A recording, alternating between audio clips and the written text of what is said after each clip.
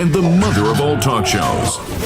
Welcome to the Open University of the Airwaves with George Galloway. Let me make this perfectly clear.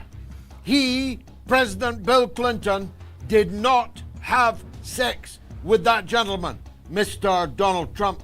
Well, depends what you mean by sex. The tumbling dice of the Epstein affair just keeps on giving, and the world stands horrified and amused in equal measure by the rotten corruption of the American political class, and not just the American. It's all coming up. This 500th edition of the mother of all talk shows. Stay tuned. Curious about our curriculum? Have something to say? Then call us now to join the debate on the mother of all talk shows. The only education you can get for free.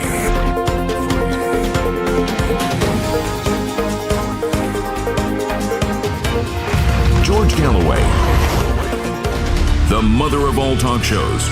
With George Galloway, the world is our classroom, and you're welcome to sit in and join the seminar.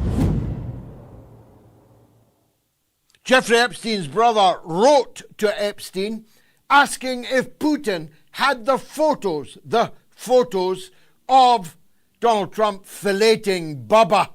Such is Donald Trump's reputation in the world right now. Everyone assumed that the bubba in question was President Bill Clinton.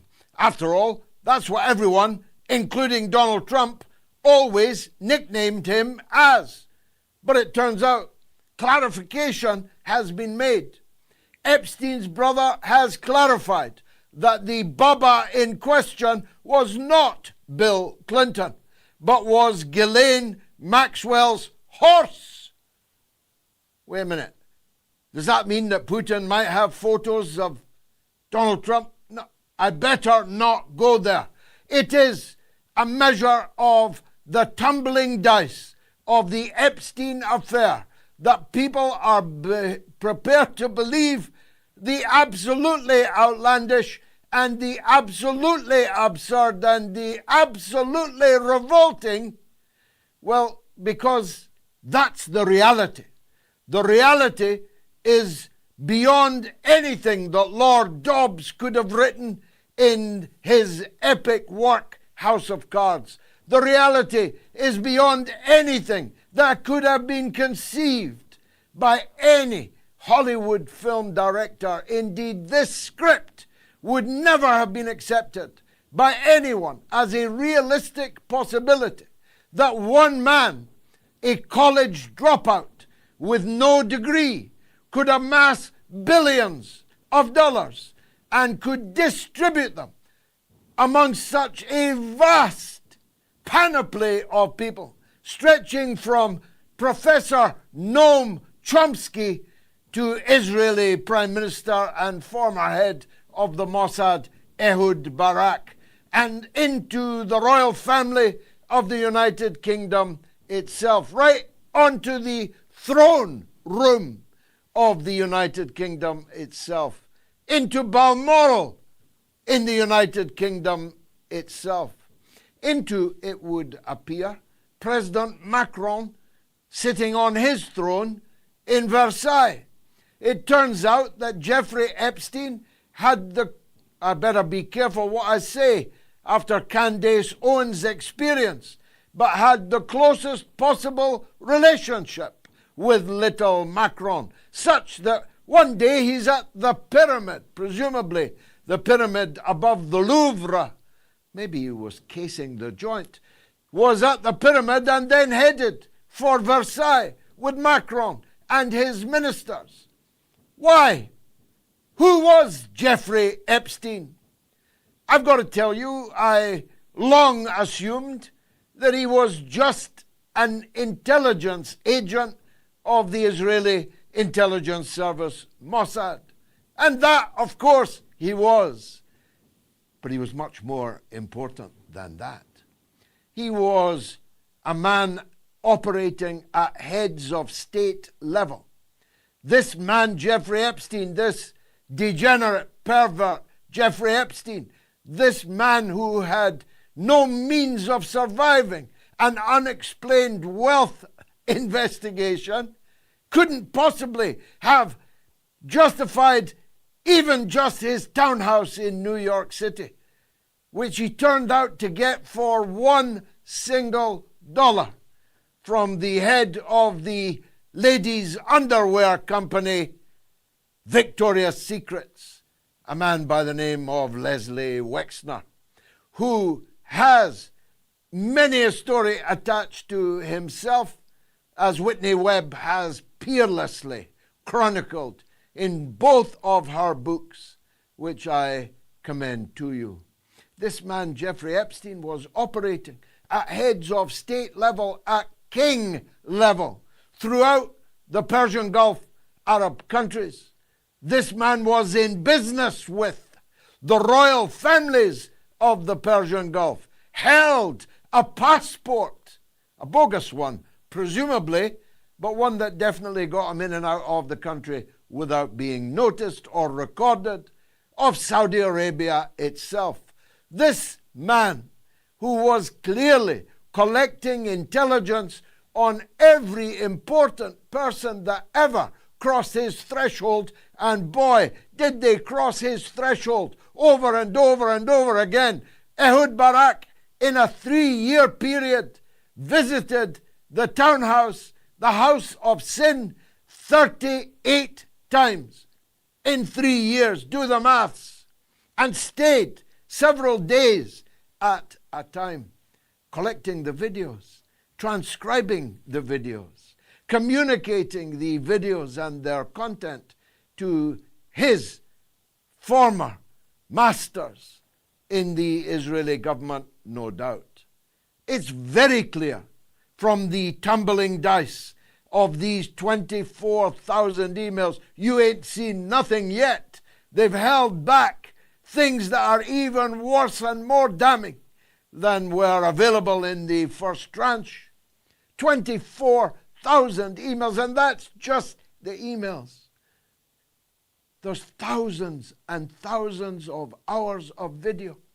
Epstein had a massage table in practically every room in his many-roomed mansions in New York and in Florida, and he had secret cameras in every single room.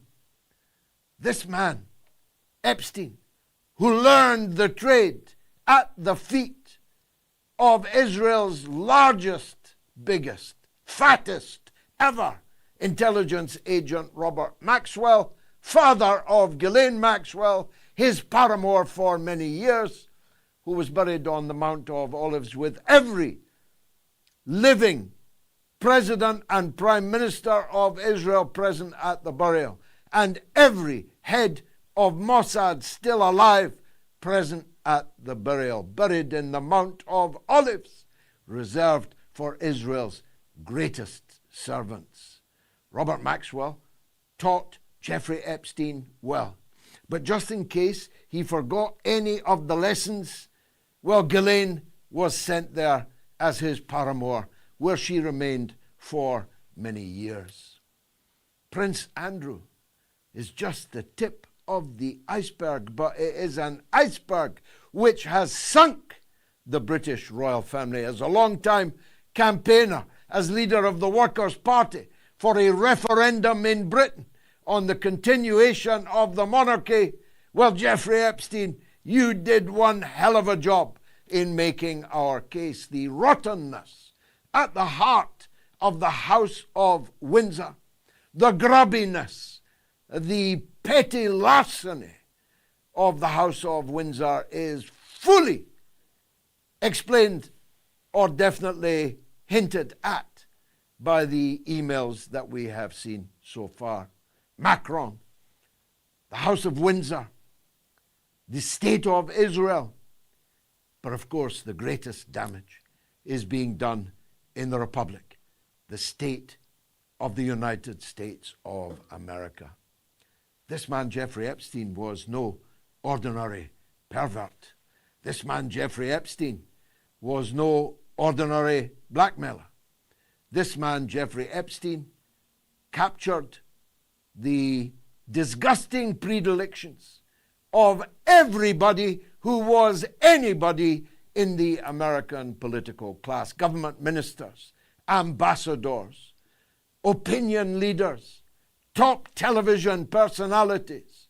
This man, Jeffrey Epstein, had lists upon lists upon lists. They say there's no lists. There's enough lists to sink the Titanic, because Jeffrey Epstein was a prodigious compiler of lists, not just of the powerful, but of those that might become powerful, and of those who could influence the powerful.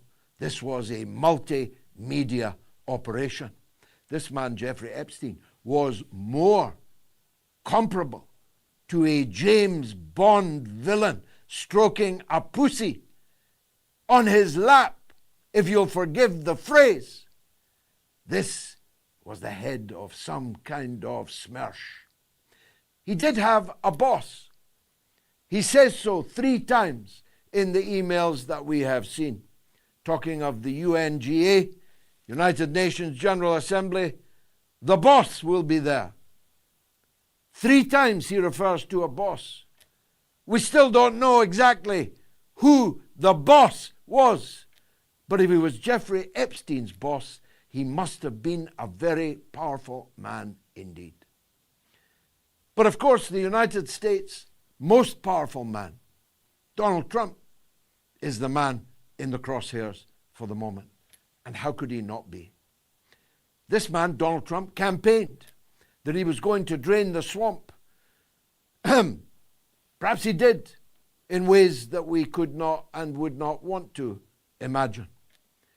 This man, Donald Trump, said he was going to publish the list. This man, Donald Trump, and his Attorney General, Pambondi, actually handed out folders, which turned out to be empty folders, and called all kinds of influencers into the White House to receive them. They all held them up to the cameras, though not the inside, which was empty.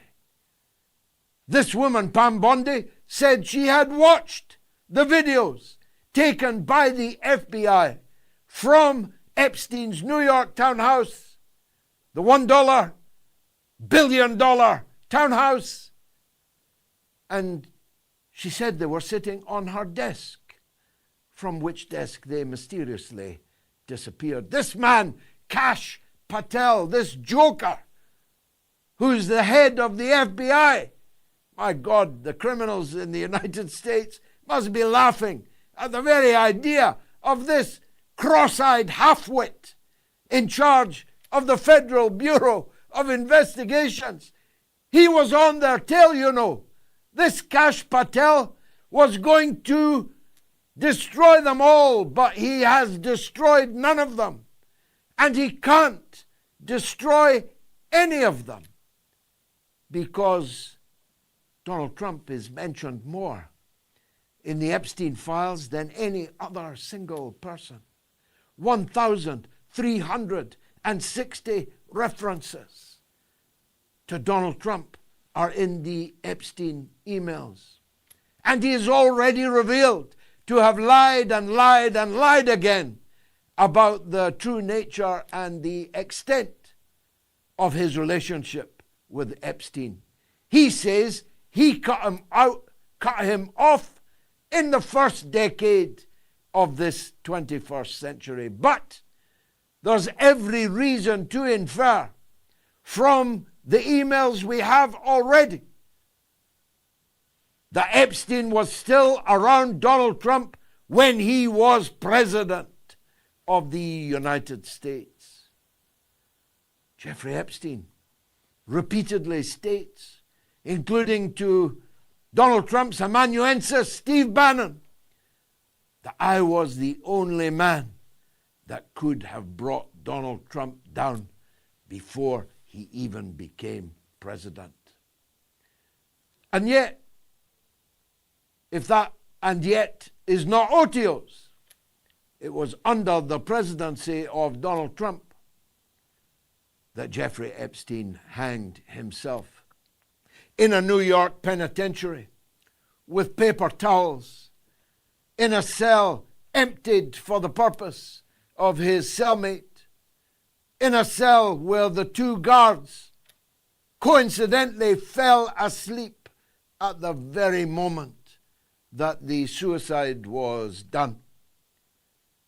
A prison cell in which the cameras mysteriously, for 1 whole minute, stopped working. I think we can conclude several things already. Donald Trump will not survive this onslaught, this avalanche of tumbling dice. He may cling on to office, but he will not be in power. His party will lose its control of the legislature at the first available opportunity. And his idea of running again in 2028 now looks as absurd a prospect as him filleting Ghislaine Maxwell's horse. We can conclude that no progeny of his, of the two immigrants, one of them an illegal immigrant that he married and had children with, that none of these children will ever be president of the United States. We can conclude that a president so damaged by the Epstein affair that he's put a target on the back of his closest supporters, the people who propelled him into power, Marjorie Taylor Greene, Tucker Carlson, and others, his loyal allies, have been abandoned, have been named and shamed and threatened. Such is the danger to Donald Trump from these Epstein files. Whilst Miss Lindsey Graham, the cross-dressing senator from South Carolina, is endorsed as a MAGA favorite by Donald Trump, even though Miss Lindsey was one of those who abandoned Donald Trump in 2020 and called him a very less than stable genius, if you get my drift. We can conclude already that MAGA will split now asunder between those who want to make Israel great again and those who meant it when they said they wanted to make America great again. Those who said America first and those who put Israel first.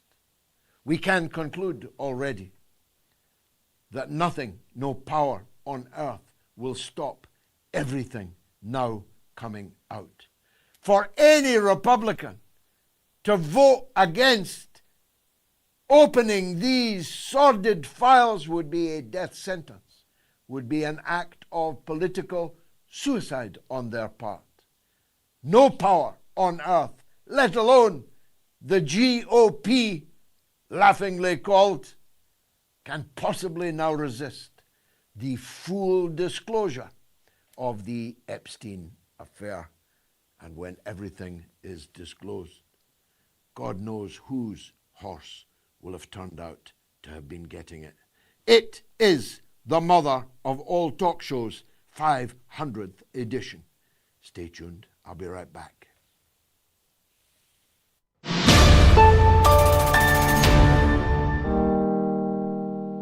We have to rage against the dying of this light.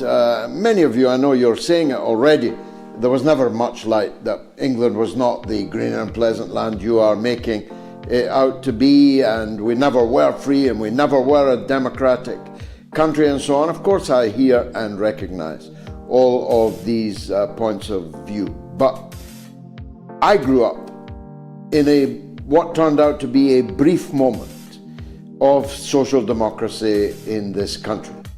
It didn't go far enough, but it is an incomparable land to the land that we live in today, of brand new council houses, with your father working in a factory at the end of the road that the government had forced the company to redirect to, with a health centre at the other end of the road where you got free milk orange juice, malt, a free NHS if you were clever enough, free university, completely free, and an era of free speech. Of course, the television was owned by just a few oligarchs, and if you didn't cut the mustard with them, you would never be seen on television.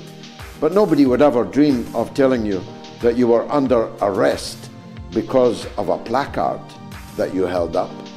Nobody would ever dream that 90-year-old ladies, that blind men in wheelchairs, that 80-year-olds in their scores, maybe hundreds, would end up on terrorism charges in Britain for expressing support on a piece of cardboard for an organization of peaceful, non-violent, civil disobedience people.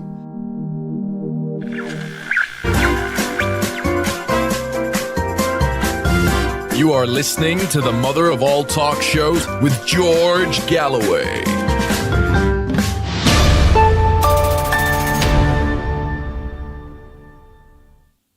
So, the poll this evening: who used Epstein's underage harem? Trump, Clinton, or both? You can vote on my Telegram channel, t.me/George Galloway, on my X, on the YouTube community poll, and on the YouTube stream. And if you are watching on the YouTube stream, please, please, please subscribe to my channel and give a thumbs up to the show, because it helps with Mr.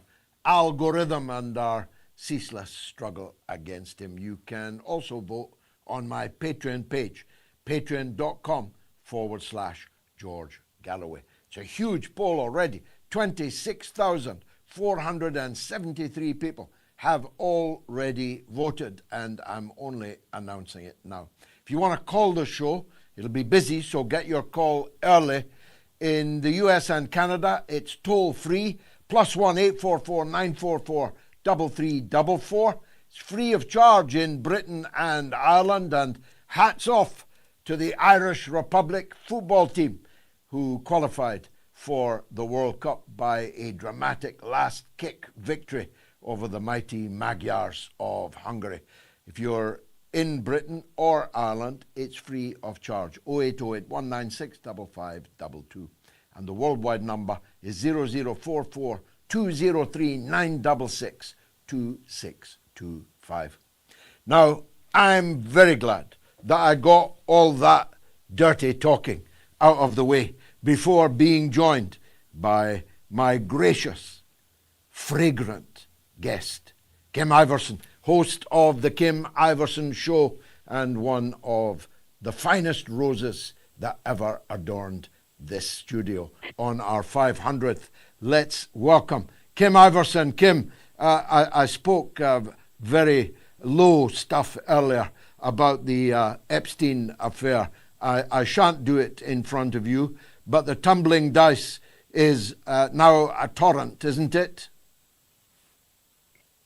Yeah, I mean, it's definitely, I think the big question we should ask is why this is coming out now.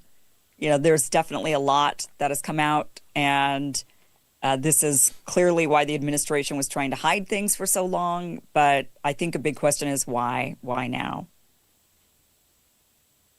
Yes, well, it's bipartisan, isn't it? Like most things in the United States, both parties stand for exactly the same things, and they're peopled by exactly the same kind of scoundrels. That's what it looks like. You know, and right now we have Democrats trying to expose the Republicans. I'm hoping that Republicans turn around and try to expose the Democrats that are involved in this, and then maybe we'll get everybody. But it's definitely, you know, the Epstein saga and everything. This was definitely everybody was involved, clearly.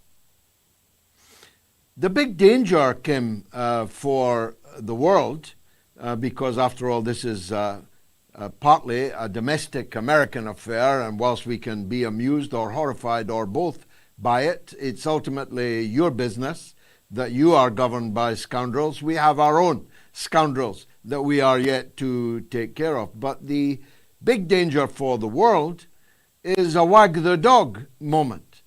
I mean, if Bill Clinton killed a friend of mine, the finest Arab woman painter in the Arab world, Suad al-Attar, in order to divert attention from a stain on Monica Lewinsky's dress, what on earth might Donald Trump do to divert our attention from much bigger stains?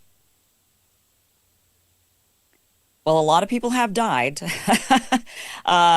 this Epstein saga, a lot of people have. They're suspiciously dead. They've of course said that they've committed suicide, from Epstein to Jean-Luc Brunel to Virginia Giuffre.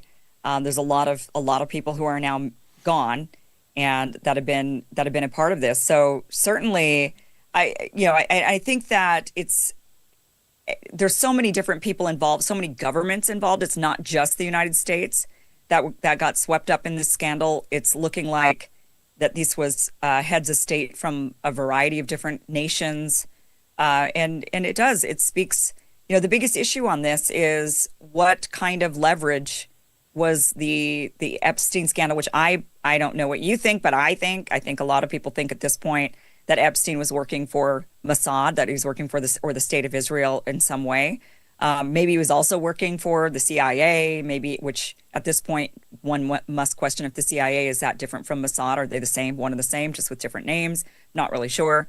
But certainly I think there's a lot of questions about what kind of leverage they've had over the United States government and over governments around the world. I mean, Israel has received a lot of support from all around the world, and now this is looking like there's been a lot of blackmail. I mean, we're seeing in these emails a lot of different leaders, from prime ministers of Israel to United States presidents to or would-be presidents. At the time that a lot of this stuff happened, Donald Trump was not president, but they clearly had hopes for him to be, or somebody in a position of power. And we're in ambassadors to Turkey. I mean, we're seeing all kinds of different leaders involved, and it's a giant scandal. I just don't know what anyone's going to do about it. I mean, like you said, if a president can get away with whatever he can get away with, then with knowing all of this, what does that mean for us? What are we going to do about this?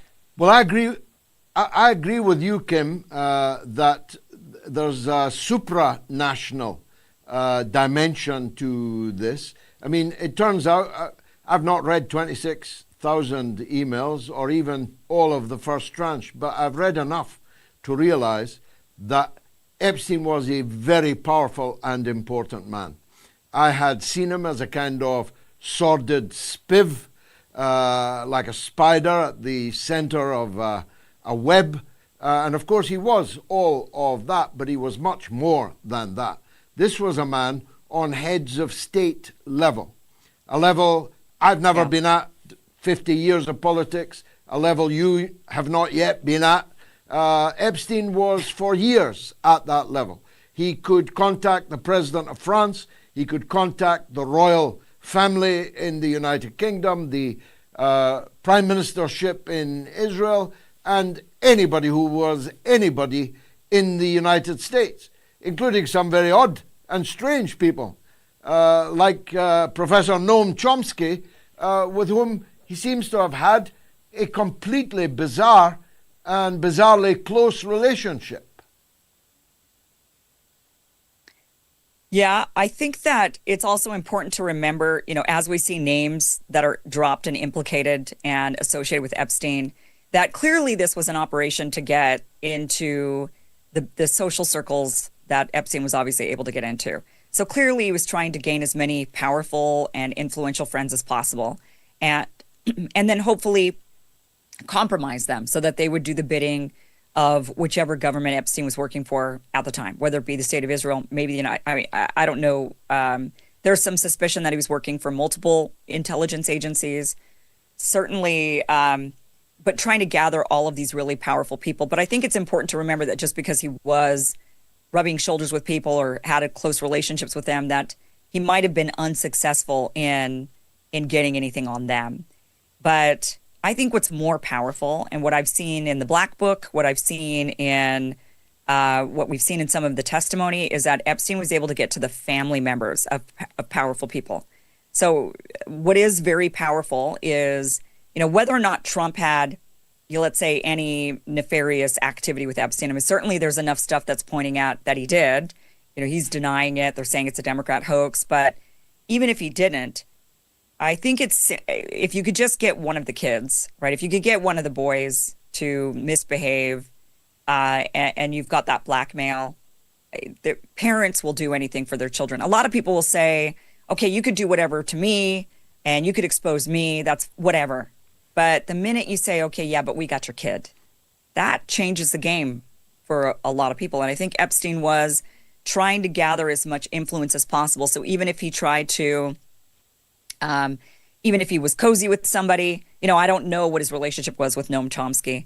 And certainly if he had a very close relationship with him, we should all be suspicious. But maybe he was, suspicion is just one thing. Maybe he wasn't able to actually get him in any compromising situation.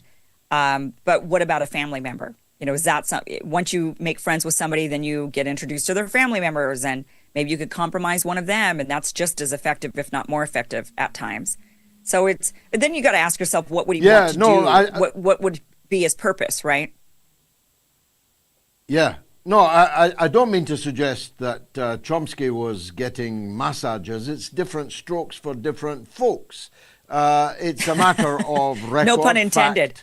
That no pun intended. It's a matter of fact, and has been actually for a year or so, that Epstein gave Noam Chomsky what for him was not a lot of money, but for most people would be a lot of money, $200,000. And gave him stimulating conversation, taught him a lot of things that Chomsky didn't know about the intricacies of the world's financial system, of hedge funds and all of that paraphernalia. And I'm sure that was sufficient to attract the company of Noam Chomsky.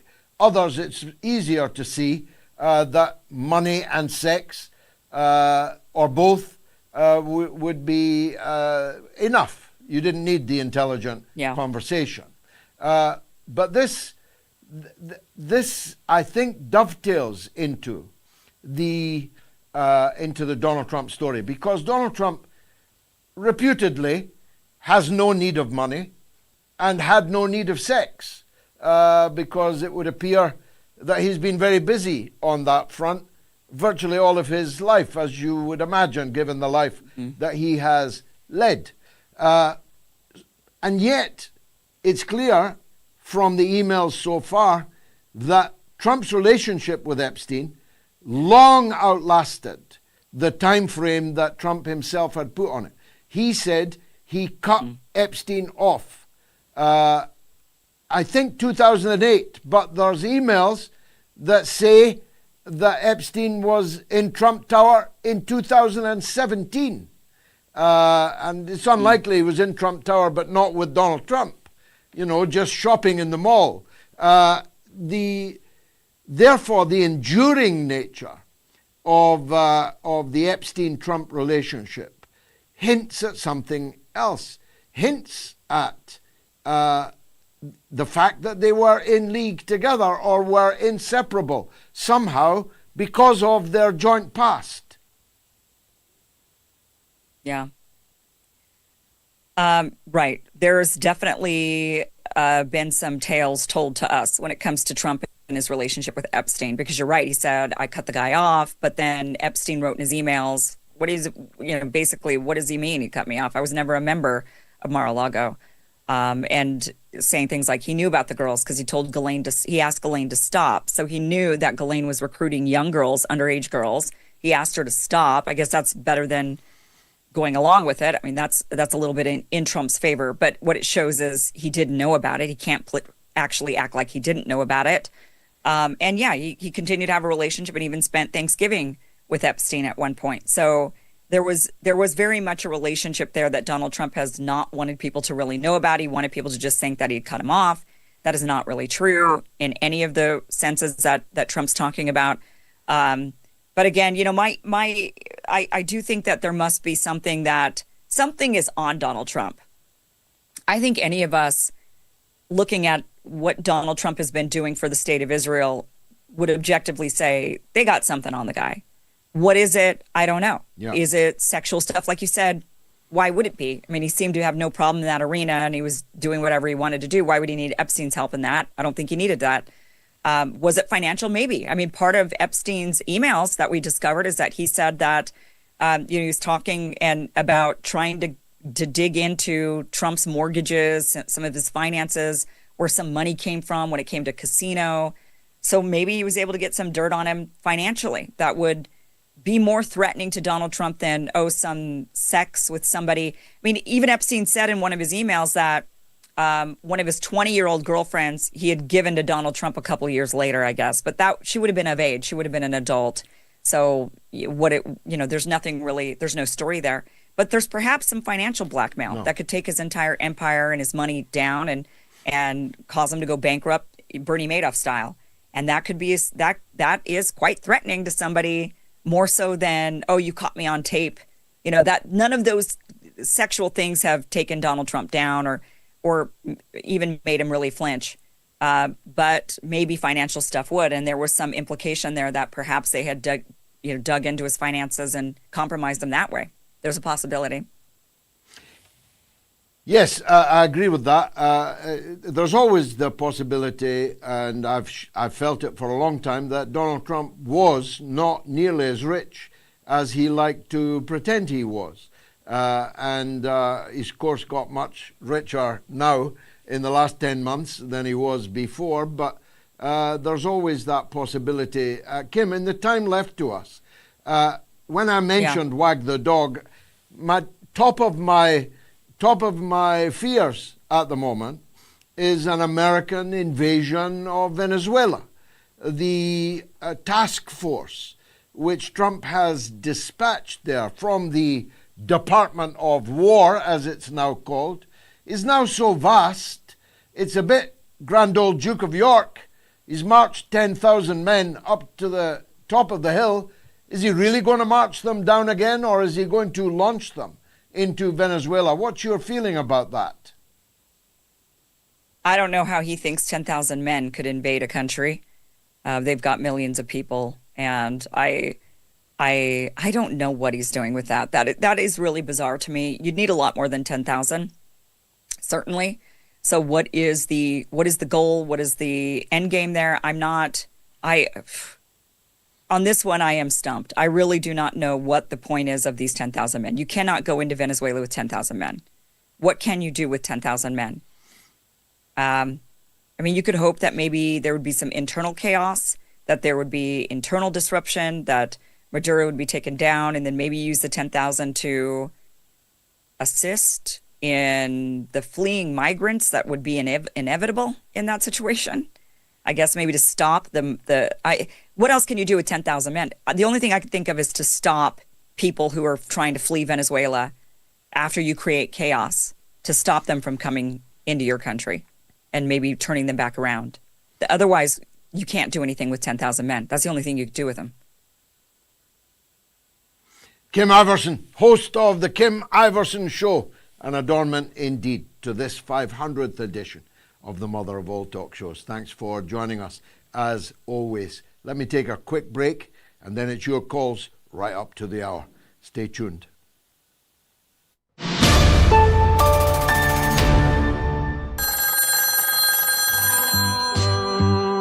There's a legend on the line in Oklahoma. It's May on Trump. Welcome back, May. Trump is using a magic 8-ball to make his decisions. He apparently has completely lost whatever mind he had to begin with. This is just ridiculous. Does he really think anyone's going to believe that? I'm here to say, and I'm here to join you and everybody else, the emperor has no clothes on. He's as naked as they come. And unfortunately, I'm pretty sure he got naked with some young people. And that is why he so desperately is trying to kill this whole Epstein thing. And he's just making it worse.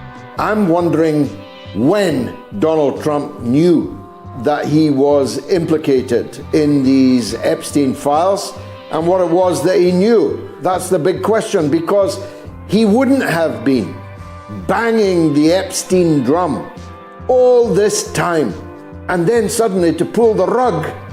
That tells me that it was a late decision, that someone came late to Trump to say, you know, you really don't want to be doing that.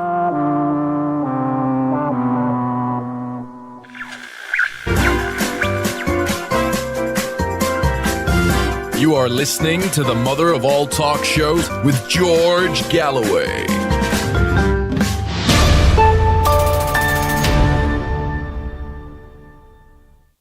Well, this is looking like a 30,000 plus poll. Who used Epstein's underage harem? Trump, Clinton, or both? You can vote on my Telegram channel, t.me/George Galloway. Follow me on that anyway. You can vote on my X, my Twitter, on the YouTube community poll, the YouTube stream, or if you're one of the vanguard, the creme de la creme, you can vote on my Patreon page. And, well, I would say both is definitely well in front in this poll this evening. Let's hear from Darlene in California on Donald Trump. Go ahead, Darlene. Welcome. Hi, George. I want to tell you I love your show. You and your family do a great job. I look forward every Sunday watching you. I was just just thinking about how despicable this is to America and how Trump betrayed us all. And I'm married to a Scottish man that's 20 years older than me, and he still watches Fox News, and I've been telling him this for 3 years, and he still doesn't believe me. He still calls me crazy. I mean, it's like, it just goes to show some people are blind to what's going on. Even some Scotsmen. Yeah, he's a Scotch from Scotland. He's been here since 1980. Well, you've got to put him on. You've got to put him on to me, Darlene. I'll set him straight. But it is. I mean, you know what? One of the things for me, Darlene, is yes. Well, Mac, you have to clue up and study the mother of all talk shows. I'll talk to you off air if you like. But Darlene, I just want to make this point. One of the things that has always amazed me is all these evangelical Christians, all these born-again types, all these people with the religion on their sleeve that have blindly followed Donald Trump and are following him still when, by any metric, he's the most immoral scoundrel ever to occupy high political office in the United States. I mean, there's nothing this man hasn't done, maybe even including Ghislaine Maxwell's horse. Exactly. And my husband turns around and tells me, oh, I'd rather have communists run our country. No, that's not what I'm saying. He's right here. You say something to him. That's George Galloway. George Galloway. Hello, sir. George Galloway. George Galloway. Yeah. I told him you're from Scotland. You still don't believe what I say. He thinks he's grumpy. Hello. How are you doing, sir? Yeah, how you doing? How you doing? He's talking to you. He said, how you doing, sir? What? He said, how you doing? Yeah. I'm doing all right. This is a fellow Scotsman. This is a fellow Scotsman saying hello to you. Okay.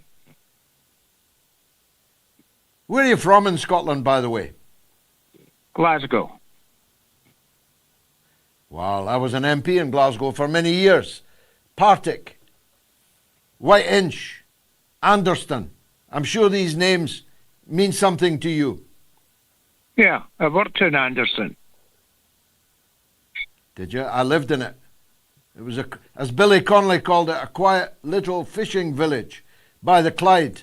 But I was just saying to your missus, this whole Donald Trump affair, how's it playing in California amongst the Trump supporters?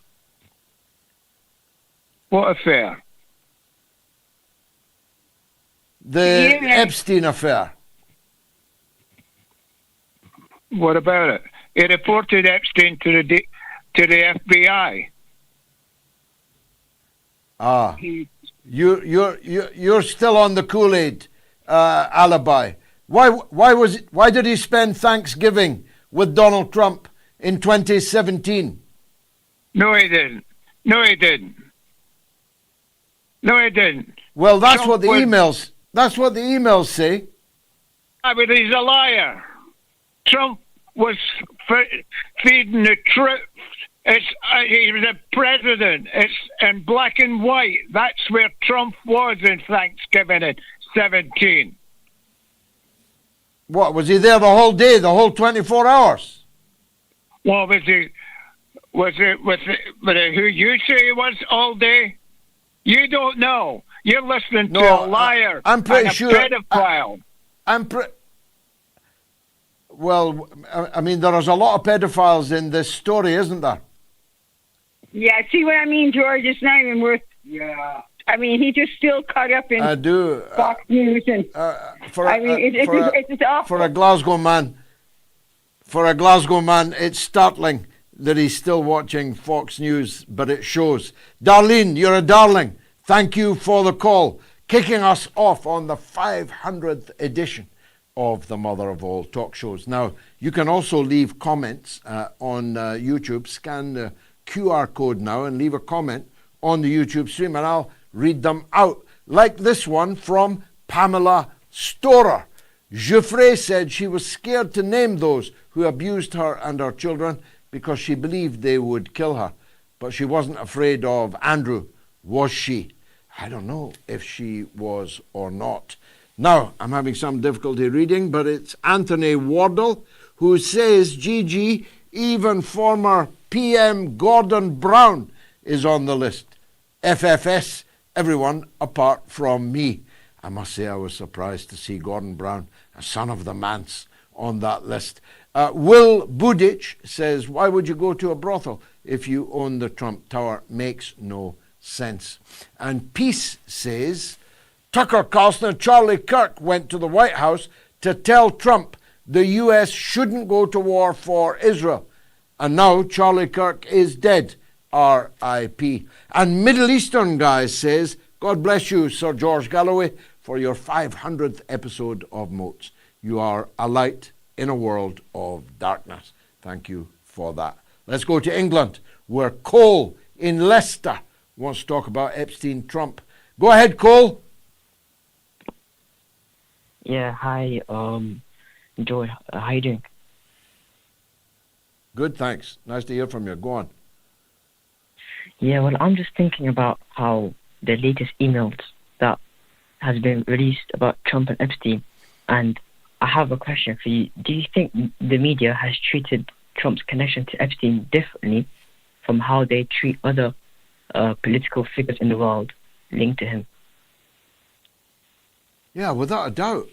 The media in America is overwhelmingly liberal and pro-Democrat. So without a doubt, I mean, they would have been calling all this Russian disinformation if it had broken under Joe Biden, as they did with Hunter's laptop and all the rest. So, of course, I have no doubt. But we have a saying in Scotland, facts are chiels that win a ding. Facts are facts. You can't change them. And it is a fact that Donald Trump had decades of relationship with Jeffrey Epstein, and that Jeffrey Epstein was on a monumental scale and on a global scale one of the most evil men, wicked men in the world. So Trump's got to explain that, doesn't he? Yeah, exactly. And I feel like, do you know the Venezuela situation that's happening right now? I think that is a distraction for the Epstein files. Because why would he send 10,000 soldiers to have a war with the drugs that Venezuela are apparently they're smuggling into the US? So I think that's just a distraction, a big distraction. So you don't think he's actually going to use them? No, I just think that it's a distraction to distract people from the scandal with him and Epstein right now. Thanks for that, Cole. In Leicester, in England, let me just say there's far more than 10,000. Oscar Wilde said that us in the United States were two countries divided by a common language. It just struck me while I was talking to the lovely Kim Iversen that she doesn't necessarily know the words to the nursery rhyme, The Grand Old Duke of York. It was the Grand Old Duke of York who had 10,000 men and marched them up to the top of the hill, and he marched them down again. So I meant it as a metaphor. In fact, there are nearer to 20,000 men, but Kim's point is still correct. You can't invade Venezuela with 20,000 men, but you might be able to gain a foothold in the country, and you might be able to sow chaos throughout that land, and you might be able to begin the process of regime change. Now, a drum roll for tonight's big names up in lights. Here are this week's top donors who have been on to the MOATS.tv website since Wednesday. Richard Rogers, good friend of the show, I think. Wing Pang, Mark Peter Edwards, Richard Paquette, and Nicholas W. Roach. A big thanks to all of you, and you too can become a MOATS donor. Just scan the QR code and pledge even £1, $1, €1, or whatever you can afford to support the mother of all talk shows. Here's to another 500 editions, although maybe it'll be my sons filling in for me by then. There's a legend on the line. It's Donna in Panama on Epstein and Trump. Donna, welcome back. Thank you, George, and congratulations. Happy birthday to MOATS, the 500th edition. I'm only sorry that I didn't discover your show years ago, but as you know, I'm a loyal listener, and I just learned so many things. And Wednesdays and Sundays are the highlights of my day, and I never miss the show. Anyway, what I was going to say about Epstein. Quickly, I want to comment on something that you and Kim talk. And Kim is wonderful. I agree totally. Well, everyone you have on is wonderful. But anyway, tell Ghislaine to stop. That was part of the email. Apparently, what he was referring to was tell Ghislaine not to continue her lawsuit against Virginia Roberts Giuffre. That's what he was referring to. Now, that's what I heard, but you could be correct that they're talking about tell her to stop recruiting girls. But I heard just recently that tell her to stop was stop her lawsuit. Because I think what happened was Virginia Roberts Giuffre was suing Ghislaine, and she was countersuing. And Trump was advising her to stop with her lawsuit. Then I wanted to also say about Ghislaine Maxwell's father, Robert Maxwell, who disappeared, shall we say, under mysterious circumstances after defrauding his company's pension fund and all that. But anyway, apparently, and I forgot where I heard this, but I did hear it in a source that seemed reputable.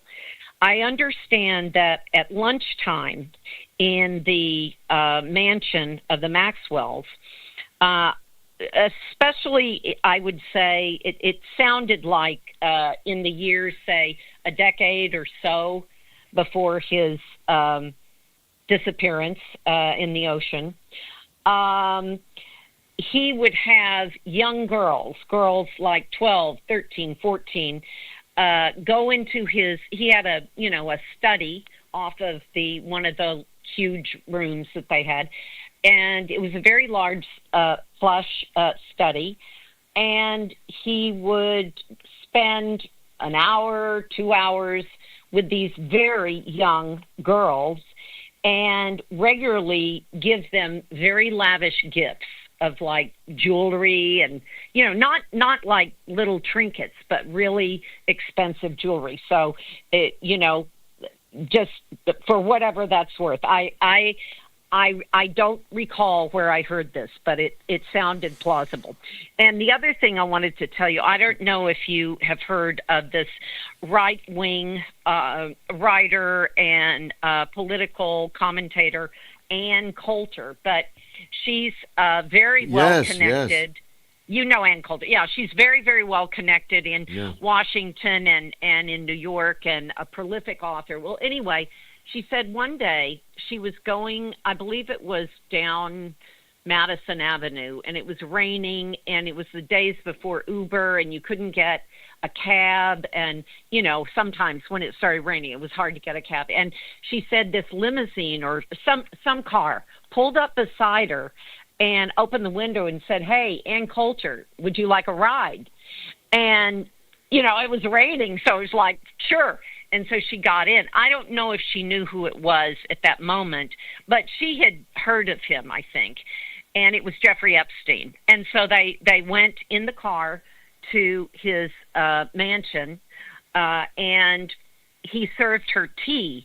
And she said the weird thing about him, and she's been around many, many very powerful and very, very wealthy people for decades. She said his demeanor when I asked him about how he made his money was so strange. And she said it was totally different from the demeanor of every other super wealthy person she's ever known. And he acted just sort of like a kid, like a college kid who was just kind of kidding around and grinning, and kind of like you see him in these videos talking to Donald Trump. I mean, just kind of this aw shucks kind of kid. Very, very different in demeanor from most multimillionaires who are, at least when they're talking about money, they're circumspect, they're discreet, and they're very, very serious. So I just thought I'd share that with you.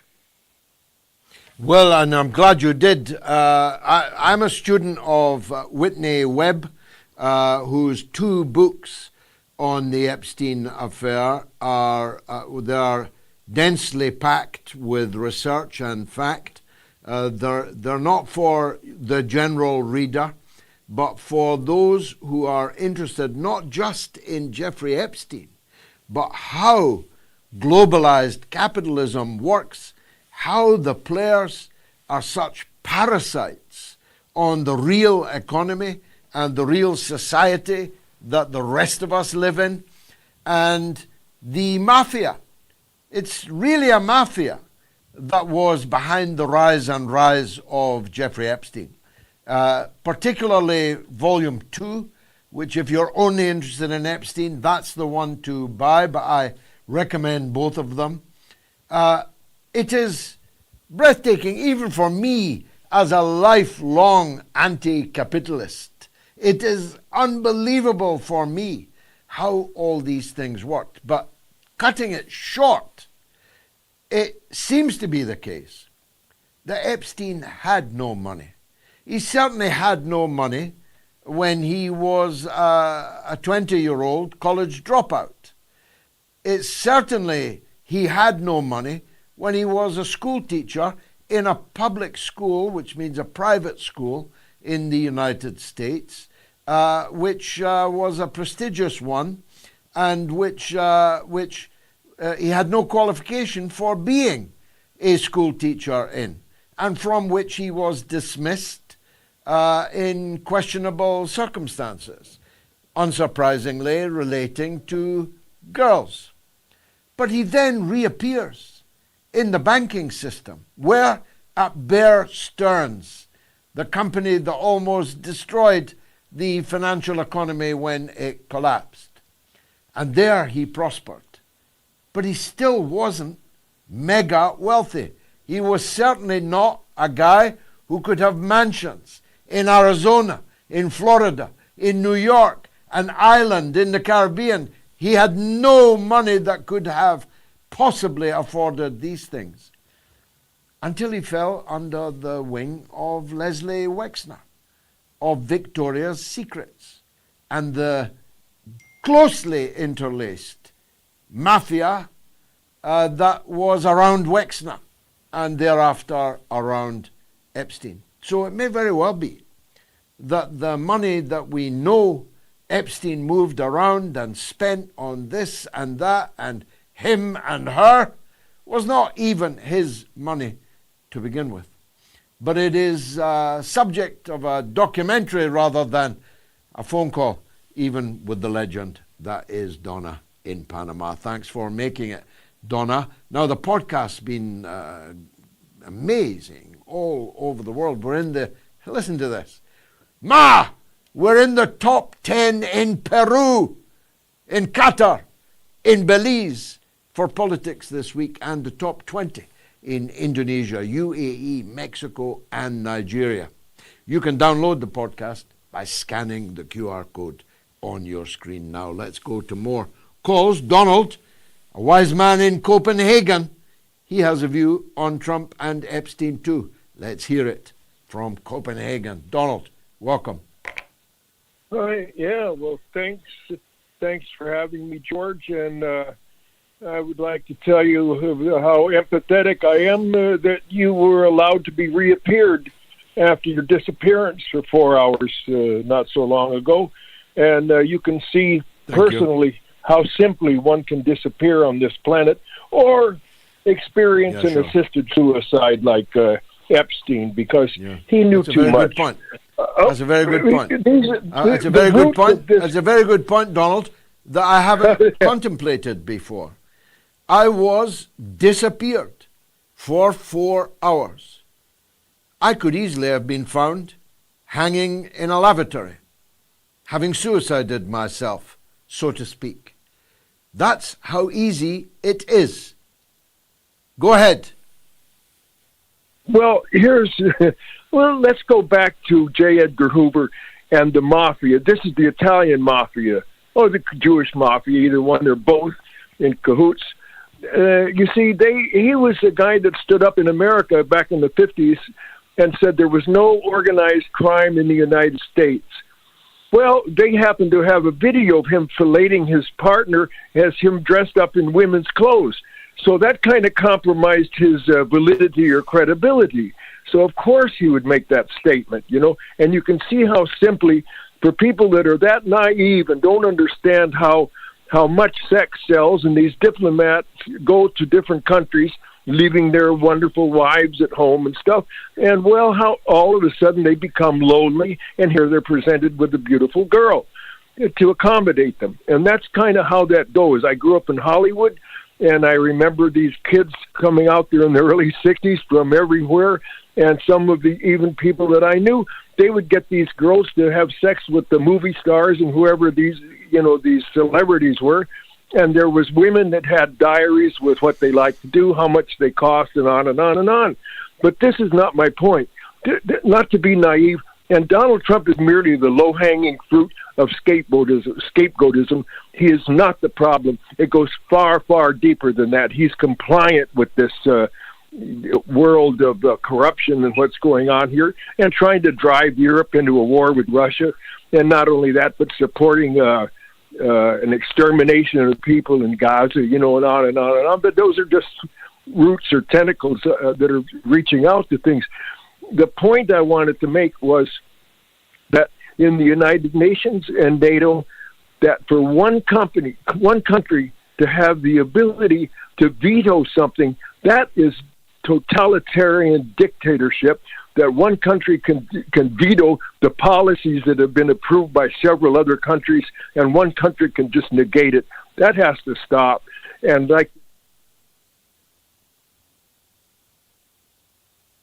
I had the popularity of Muhammad Ali. Just one more thing. You must have seen the vote in the UN this week on condemning Nazism and the display of. There was a vote this week condemning the increasing visibility of swastikas and Nazi regalia of all kinds, the revival of Nazism, and the United States and virtually every Western country opposed such a resolution. And Israel and Turkey abstained on it. Now, doesn't that speak volumes about the world we're now in? Yeah, exactly. But I want to add this. Muhammad Ali stood up and he said, my enemies are not over there in another country. My enemies are right here at home. And I can feel it right here in Denmark also, because they cooperate with NATO, and because it's the economic, the bribery that goes on here, especially, and I mentioned it before, that diplomats carrying suitcases of these IOU $100 bills around and passing them out to whoever will take them to do their bidding, you know. So it's a matter of just doing something about it at home here. And I hope that nobody will fight a war for any of these corrupt governments. You know, we don't, if you're my leader, oh, I'm right behind you. You're going across the border, I'll be with you. But please don't send me, because I'm not going. And do not tell me who I should kill, because if you try to put a gun in my hand and tell me who to kill, you'll get the first bullet, I guarantee it. That's the way my attitude is. My enemies are closer. They're right here at home. That's who they are. This is but anyway. Wow. I wish you powerful, very powerful call, Donald. And there's much to think about in it. I agree with you. Donald Trump is not the problem. He is compliant with the problem. But who exactly are the problem? What exactly is the problem? And how can the rest of us get on top of that problem? Well, that's something we'll discuss with a man whose wisdom outstrips his years very considerably indeed, the one and only Jackson Hinkle, coming up after this short break. Stay tuned.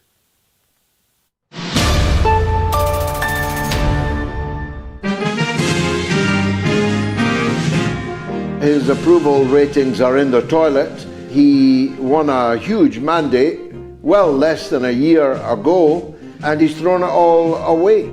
He has an approval rating of just under 40% now, and a disapproval rating of all the others. There are no don't knows in the issue of Donald Trump. And so he has maximized the number of people who hate him or dislike him, and he has systematically undermined the voting base that formerly liked him. And I don't know whether that is because of his donors, because he's intellectually challenged, because it's of his age. I really don't know.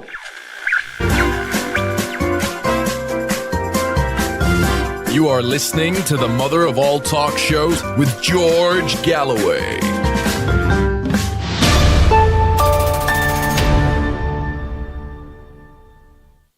Well, who used Epstein's underage harem? Interesting results. 6% on Telegram say Trump, 13% on Telegram say Clinton, and 81% say both. And that is pretty common, actually, except on X. It's always except on X. On X, 11% say Trump, 24% say Clinton, and 66% say both. So a bit less, quite considerably less, but it's fairly typical. Virtually 30,000 people have now voted. You can get your vote in the next, 40 minutes or so. Jackson Hinkle is the smartest 26-year-old in the world since I was 26. His wisdom, his charisma is widely sought after, and I'm very glad to say he always accepts the invitation to join us on the mother of all talk shows, and he's again here with us now, resplendent in the Ukrainian colors. Perhaps maybe we'll see the rest of the colors. Venezuela. Jackson, it's Venezuela. I knew I'd see the rest of the colors in a minute. Jackson, before we go on to Venezuela, as we will, and indeed the Ukraine, your thoughts on these tumbling dice on the Epstein affair. I was putting to Kim Iversen earlier. I had obviously thought that Epstein was an Israeli intelligence asset, and obviously he was. No one could credibly dispute that. I also always thought he was an American intelligence asset, and I think it's increasingly difficult to deny that either. But there was something supranational about Epstein's operation. Now, he says he had a boss. Who could that boss have possibly been that was more powerful, more important than Epstein? Got any ideas? Well, I think you hit the nail on the head when you were talking about his financial upbringing, if you will, in relation to the Maxwell family. Les Wexner and the Maxwells obviously, I think, provided a lot of the financial foundation for his operations and provided a lot of the cover that he needed to facilitate his operations. Les Wexner with, modeling agencies and Victoria's Secret, and the Maxwells with their extensive ties to Mossad and at one point financial fortunes. But when you look at the emails that have come out thus far, I mean, they're extremely damning. And what's so interesting about these emails is you see that Epstein was close with Mohammed bin Salman, at least at one point. You see that he was close with top officials from the UAE.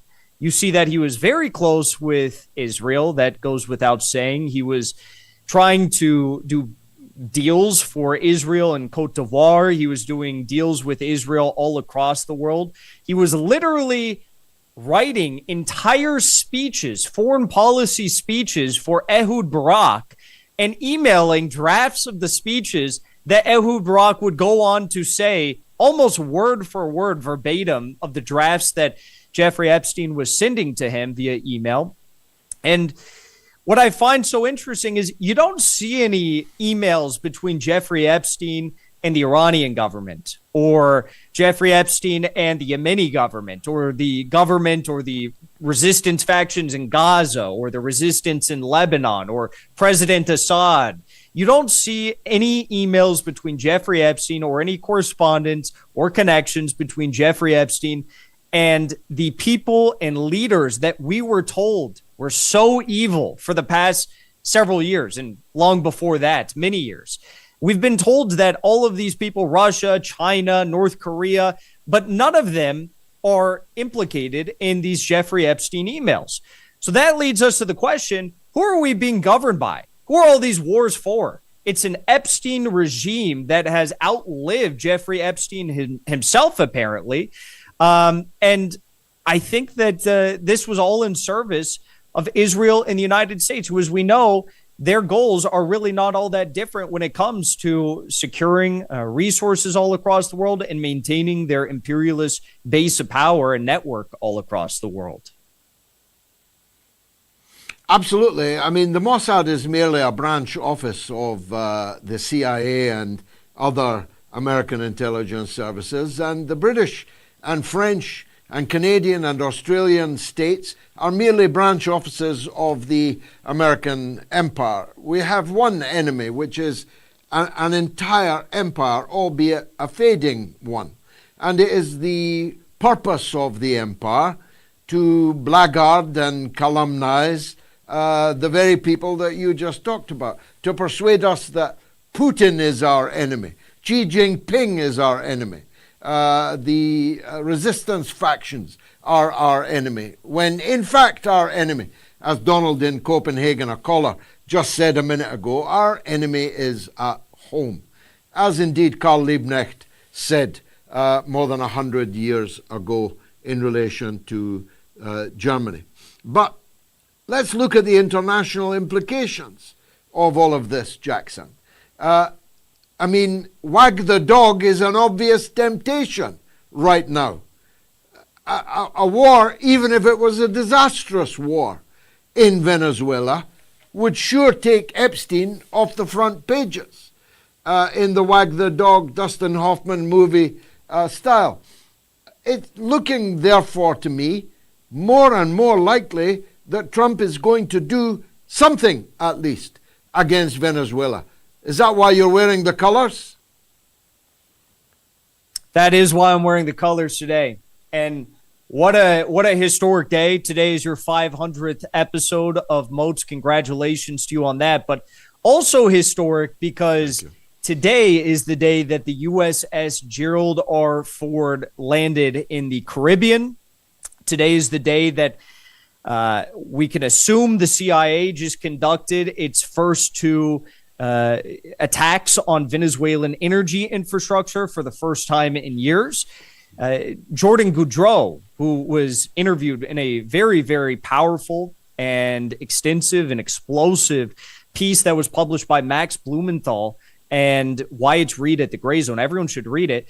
He was the man who was contracted by CIA, State Department, Trump officials in 2019 and 2022 to lead coup attempts against Venezuelan President Maduro. And what he said in his interviews, and also in his interviews with the FBI, which were released by the Gray Zone, was that anytime that there are power outages, anytime that an oil refinery blows up and people die in Venezuela as a result, it is the CIA who is acting covertly to do these very things. We saw that this massive escalation took place over the last 24 hours where a regional power station went offline, was blown up. And of course, the U.S. is coming out and saying that Maduro's responsible for this and it's mismanagement in the Maduro government. But the truth of the matter is the CIA, the Department of War, everyone is escalating to epic proportions right now to turn the attention away from the Epstein regime being exposed in the United States. And Colombian President Gustavo Petro even called this out. He said that, these operations in Latin America are an effort by the Epstein pedo clan to try and change people's attention towards something other than the glaringly obvious scandal and horrifying scandal. 26,000 plus emails already released. They are extremely damning, but apparently not damning enough because the Trump administration is still making personal calls to Congress people, personal calls to Nancy Mace and Marjorie Taylor Greene saying, do not support the discharge petition for the Epstein files because whatever's in those files are apparently way, way worse than the emails, which were already damning enough. If I can put it this way, no pun intended, Donald Trump has really blown it, hasn't he?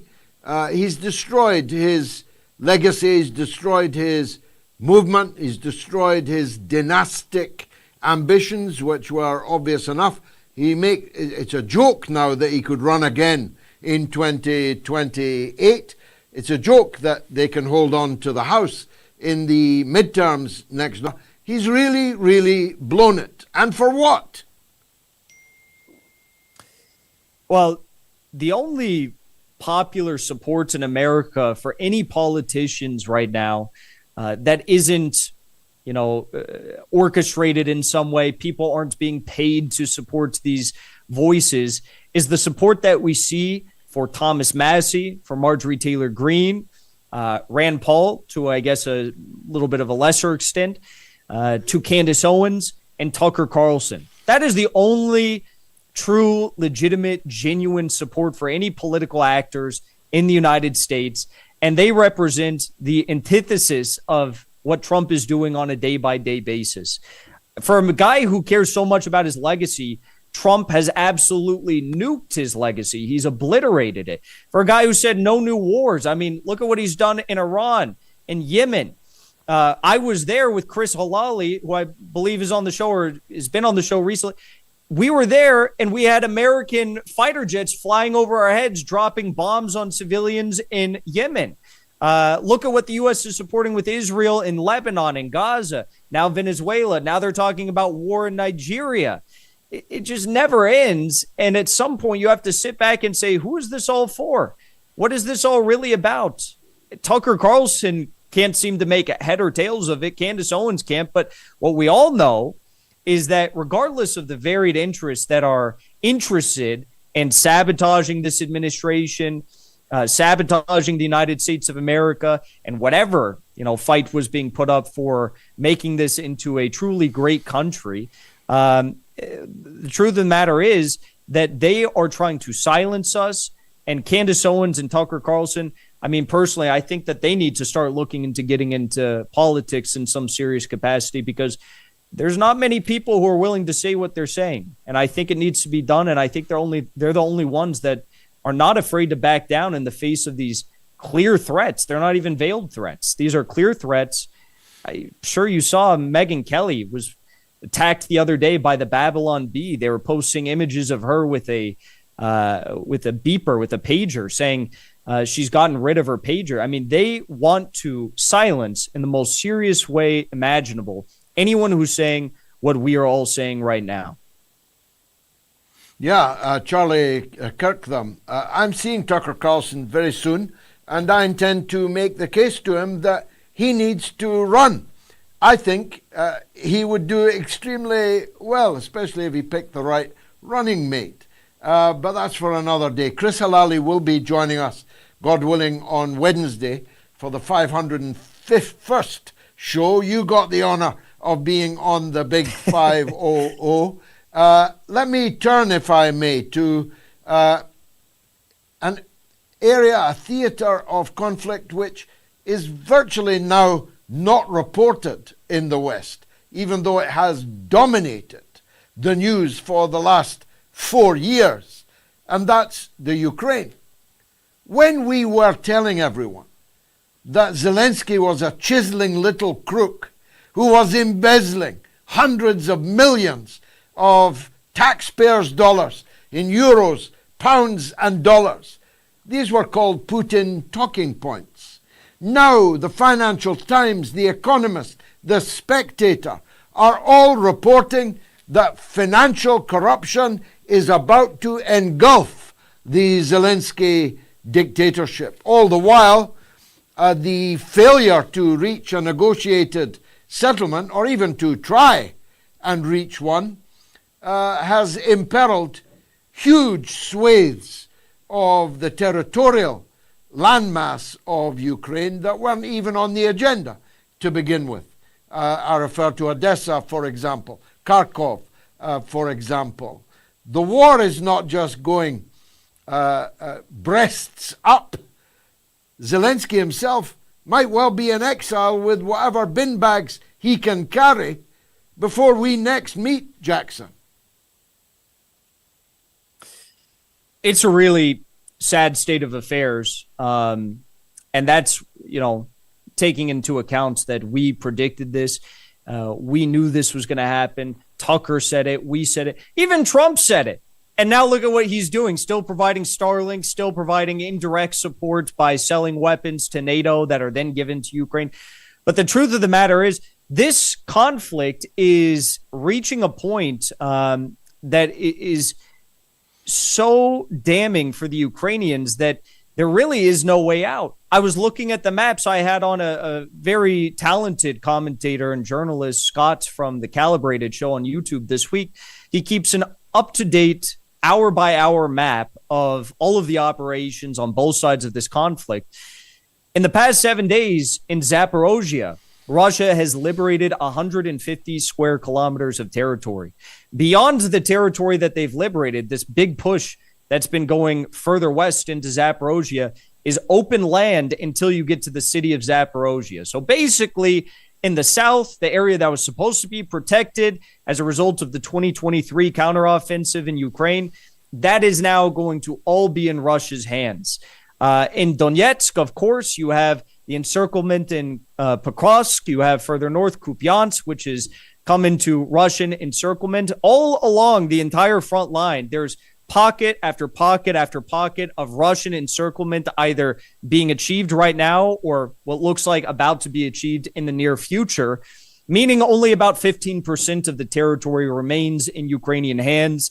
Konstantinovka, you have Slavyansk, and you have Kramatorsk. These are areas that have been built up by Ukrainian defenses for years and years and years prior to this special military operation beginning in 2022. And now, because the Russians have had such huge advancements, they're going to be able to go from behind in these Ukrainian positions and take out the Ukrainians in those cities from those directions, from, I guess, the west, which is not what the Ukrainians initially anticipated as they were building these defenses in those 3 remaining cities. As for the corruption scandal you mentioned, that's the reason why Ukraine is having such major uninterrupted blackouts right now, because the money that was stolen by the oligarch that Zelensky is now holding up to the fire and crucifying was money that was supposed to be placed for the defense of Ukraine's energy infrastructure. So, all these blackouts are happening. People are wondering, why is it that our energy infrastructure, our power stations, our refineries are so easily targeted and nothing can be done? Well, the guy who used to be Zelensky's closest associate pocketed hundreds of millions of dollars that was supposed to be used to protect those stations. And now there's nothing left. There's no time left. There's no money left. There's no men left. And you bring up, I'll mention one last thing, the cities of Odessa, Nikolaev, for example, as well. These cities, as people talk about, are these cities going to be Russian? Are these going to be Ukrainian at the end of the conflict? These cities are not defended in the same way that the territories in Donetsk and Lugansk are. There's not heavy military defenses by NATO and the Ukrainians there. So if Russia makes it far enough, presumably, they would just be able to walk into these cities. Of course, they have naval drones that they launch from Odessa and these port cities like Nikolaev, but there's no real defenses there, and there wouldn't be much of a fight to put up from the Ukrainians if the Russians decided that they wanted that territory. So I think this is going to end about as poorly as anyone on the Ukrainian side could have imagined. And it didn't have to be like this, but corruption only accelerated the process. Yeah, and of course, the possibility of uprising in cities like Odessa, where overwhelmingly the people are Russian people, and where they never wanted to be in this situation in the first place, you could actually get uprisings in these Russian majority cities, which, of course, will only end one way given the military situation. But back to the corruption for a moment. This is our money they've stolen, Jackson. It was our governments that gave them our money. While our infrastructure, never mind Ukraine's infrastructure, our infrastructure is crumbling and failing.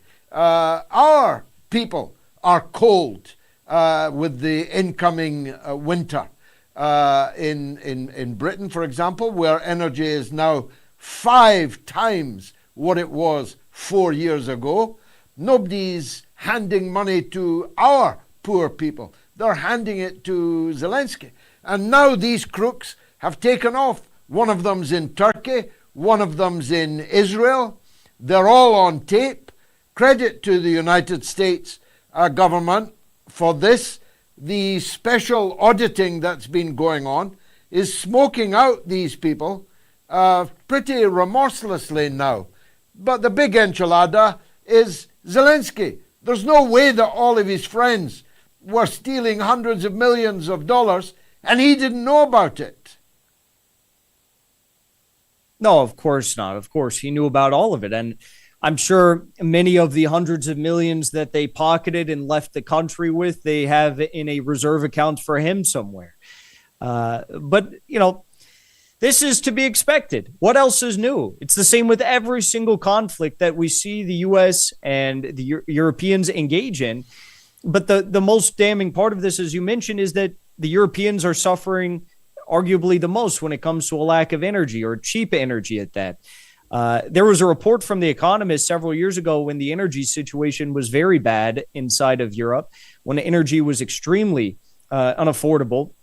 It said 60,000 people may have died early as a result of the lack of energy during winter in Europe. Whether or not those numbers are true, I'm sure there's some people who died as a result of not being able to keep their houses warm during the winter. I'm sure some grandmas and grandpas couldn't afford energy prices that were 5 times the normal rate on their average pension. And that's the result here. You have Europeans being sacrificed, Ukrainians being sacrificed, all for the goals of NATO. Now I'm hearing that Greece is talking about supplying energy to Ukraine because Ukraine couldn't keep their own energy systems operating because they siphoned off too much of the money that was supposed to be used for the defense of these power stations. So it's a cluster all around. It's absolute madness. I'm happy to see that the Trump administration has in some ways stopped the flow of endless aid into Ukraine. But as we all know, that's just being redirected elsewhere, whether it's spending this now on the military-industrial complex to go after Venezuela or Iran or maybe next Africa. We'll have to wait and see. Indeed. Although the Greek pipeline is going to take gas to Odessa. So I guess they better hurry up if they intend to make a profit on that. Jackson Hinkle, superstar. Thanks for joining us on the mother of all talk shows. Much obliged to you, as always. Who used Epstein's underage harem? Well, over 38,000 people have voted now. Let's make it a really, really big poll. You've got 15 minutes still to vote. Let's take a break. Then it's your calls right up to Gayatri's social media news roundup. Stay tuned.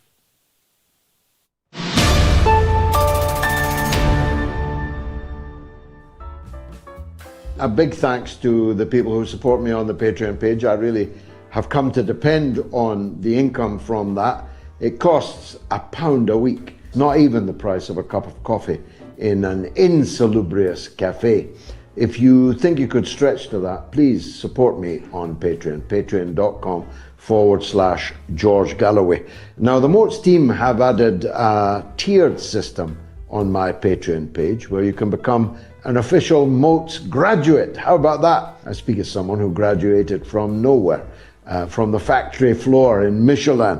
But you can become a MOATS graduate and legend. You can give a regular donation to support the show and my work. You can now upgrade from a mere Patreon to a MOATS graduate at £10 a month as opposed to £5 a month, I think it is.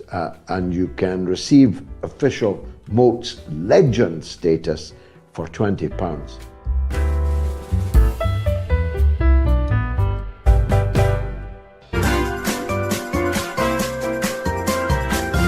You are listening to the mother of all talk shows with George Galloway.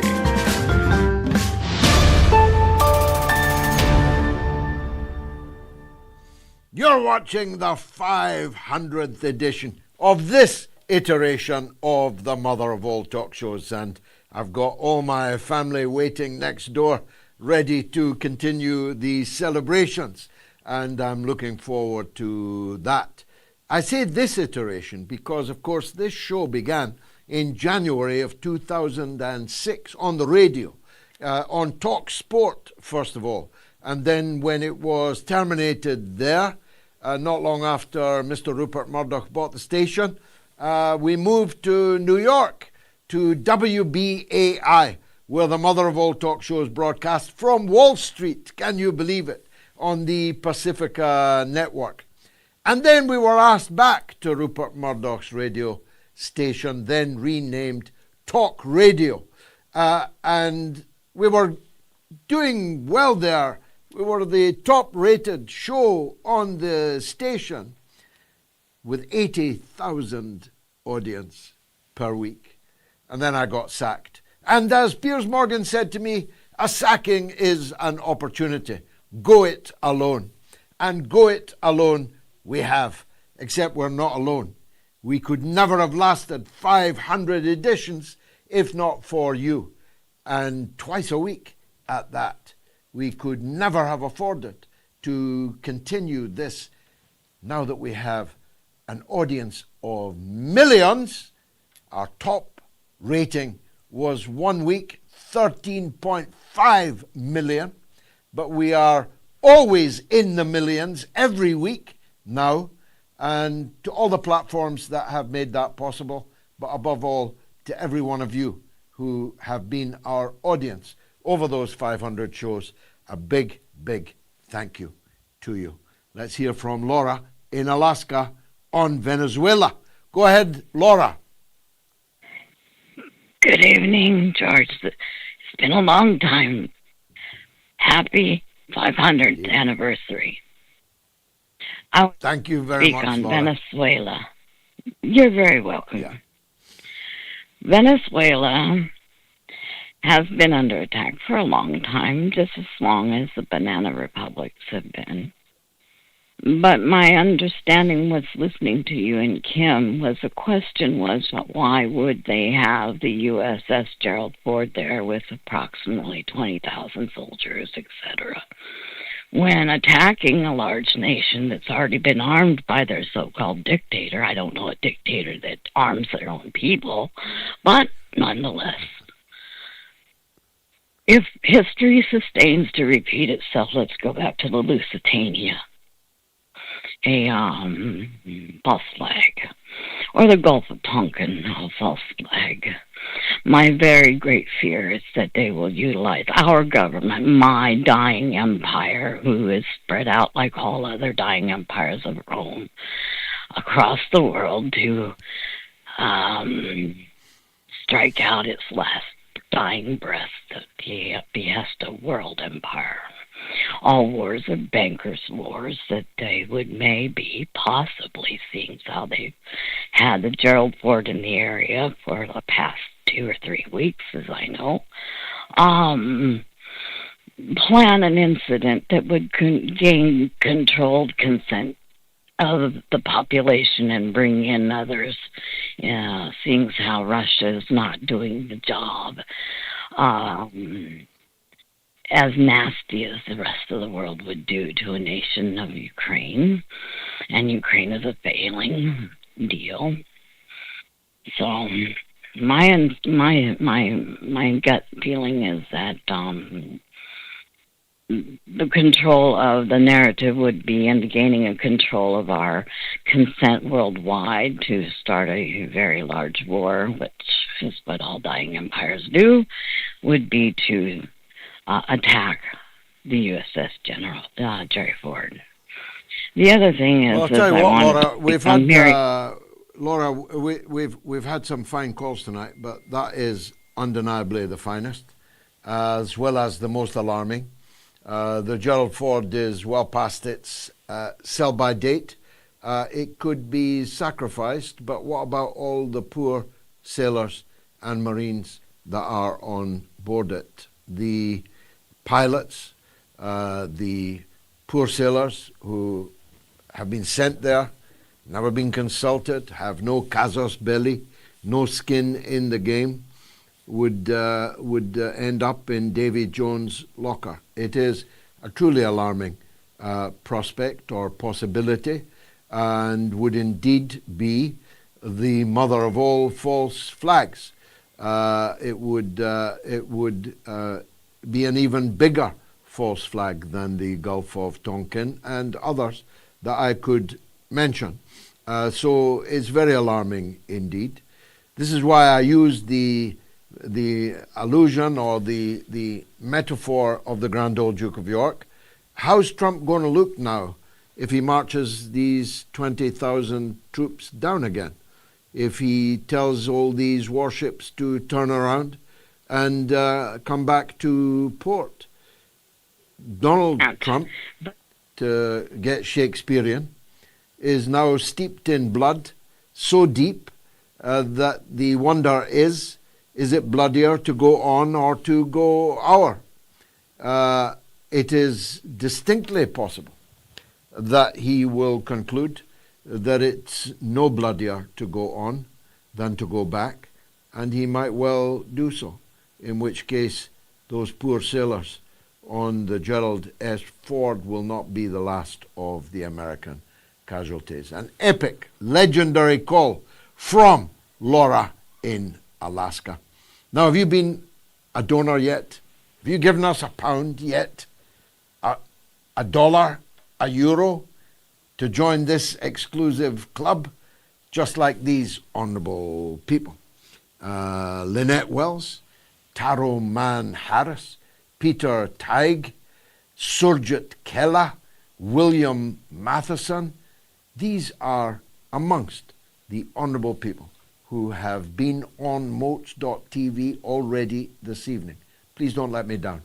Please, for our 500th, for 500 more, make sure you leave a donation tonight. Now, it's the legend, Chairman Hawes, in London on Epstein. Chairman Hawes, welcome. George, first of all, I'm so proud to call you my philosophical leader when it comes to politics, and you're the leader of the party that I wanted to be in. I'm so happy to be on your show for your 500th show. Those are the things that I'm just very happy about. I was very scared seeing Jackson Hinkle for a minute because he looked like he just changed to a Ukrainian top, and then when he sit properly, he saw he was a Venezuelan top. I'm going like, what is Jackson doing? Yeah, it fooled me. It fooled me too, yeah. You know, maybe he intended it. He probably intended it. Yeah. Anyway, I wanted to talk to you not just about Epstein, but I wanted to talk to you about the power of paedophilia and what kind of control this has over people who are politicians. Like, I'm telling you that I think that Epstein is literally the tip of the corruption that's there. These operations are not just American operations. They're being done all over. You know as well as I do that a certain Charles Linton was caught in a toilet, got fined £500. Certain Mr. Brown, up in Aberdeen somewhere. All these people seem to be one way or another compromised. And I want to just say to you and your listeners, don't think for one moment that Epstein is being discovered. That's the end. This has been going on for years and years, and you've got to look at it as this. He was murdered. Epstein was murdered by Donald Trump to silence him. But he didn't think for one moment any of this stuff's going to come out. And I'm telling you, there is another Epstein out there that we don't know about anymore. These people, their wants and needs and their horrific hunger for children, which is what it is about, is never ending. And I don't know about you or not, but is it not bitter to see people who are, I'm not talking about normal MPs, I'm talking about the ones who actually end up in government and take over and in American halls of power, are all somehow or another compromised by this thing. And you can look back into the history of Britain, Leon Britton, for instance, Lord Jenner, and God knows how many others. I've got someone sitting next to me who you know very well saying words as well. Mountbatten as well, Lord Mountbatten. These people are all, just paedophiles. And yet they have risen to the highest echelons. Why have they risen there? Why are there? And you've got to ask yourself, does it make them more, pliable? Can these people be? And that is the power of paedophilia, and these people need to be exposed as they are. And I just wanted to leave that with you and your listeners and your thoughts on that. Yeah. What do you think? Yeah, well, thank you for everything you said, Chairman Hawes. Well worth following Chairman Hawes if you're not already on the various social media platforms that he continually broadcasts on very powerfully. Sometimes swears a bit for too much for my liking, but he's always straight to the point, and he pulls no punches. He is the national election organizer for my party, the Workers' Party of Britain. Check that party out too. There are no such people in our leadership, that is for sure, but there are and have always been in the mainstream parties of power in Western countries, maybe some Eastern countries, but seems more of a Western phenomenon, this. I speak as a survivor myself of this kind of thing, and therefore I don't have to wonder what kind of effect this kind of abuse will have caused for the rest of their lives. The victims of Jeffrey Epstein and his multitude of friends, because I already know that. it does seem to be the case that a disproportionate number of political leaders in Western countries are weirdos. Let's not go too much further on that, because I've got my children in the next room waiting for the party to start. But weirdos of an extreme kind seem to pop up in politics at the top all the time in Western countries. And maybe, as you allude, that's why they get to the top in politics. Because they're weirdos. Because the evidence exists that they are weirdos, and that therefore they can be pliable enough, blackmailable enough to be counted on to do the bidding of whoever it is that's in charge of all this. And at the end of this show, nearly, I'm actually still not clear who Jeffrey Epstein's boss actually is. But I'm increasingly suspecting that this is supranational. It is empire-wide. Who's the emperor? If it isn't Donald Trump, who is actually the emperor? Who is the daddy in all of this? Deeply grateful, Chairman Hawes, for your call and your support always. Z.A. Lucasade says, please talk about the IDF using illegal thermobaric bombs in Gaza and the recent plane load of Palestinians from Gaza taken to South Africa.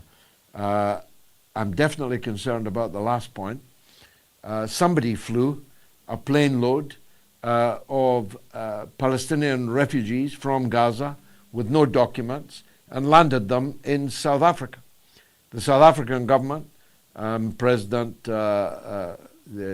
president of South Africa said today that he had no idea who these people were or who had flown them there, but they could only have been flown there with the collaboration of Israel, which means they were ethnically cleansed. Now, it's obviously a difficult thing to do, to return them to Gaza, and the president of South Africa said he's not going to do that. But who's doing it, and for what, and with whose collusion, and how many other plane loads are they going to ethnically cleanse of people in Gaza? We will try and cover that in subsequent shows. Natalie M. says it's absolutely heartbreaking to see the Palestinians in tents continuing to suffer.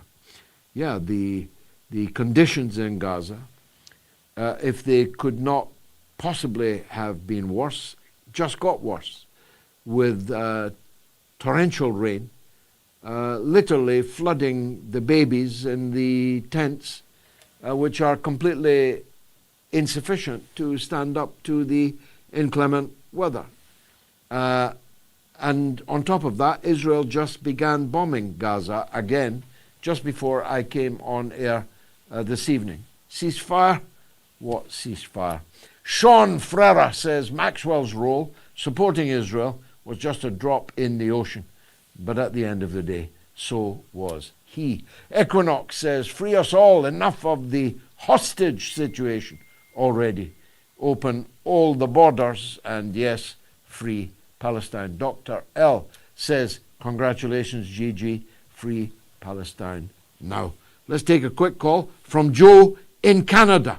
On you go, Joe. Yeah, hello. Welcome, you're on the air. Yeah, you're on the air, Joe. Okay, I'm just going to turn the TV off here. I didn't know how long it was going to take, and I had to go to the bathroom, so just turn the TV off for a sec so I got no echo. Okay.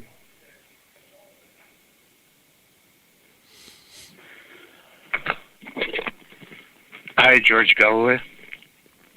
Hi, Joe. Go ahead. Now, I've been following you for quite a while, and a lot of the things that I had said way before you, no different than Mr. Hinkle, who you had on the line here earlier. You know, you get canceled, You get, the third degree stink eye, and then bam, you're gone, right?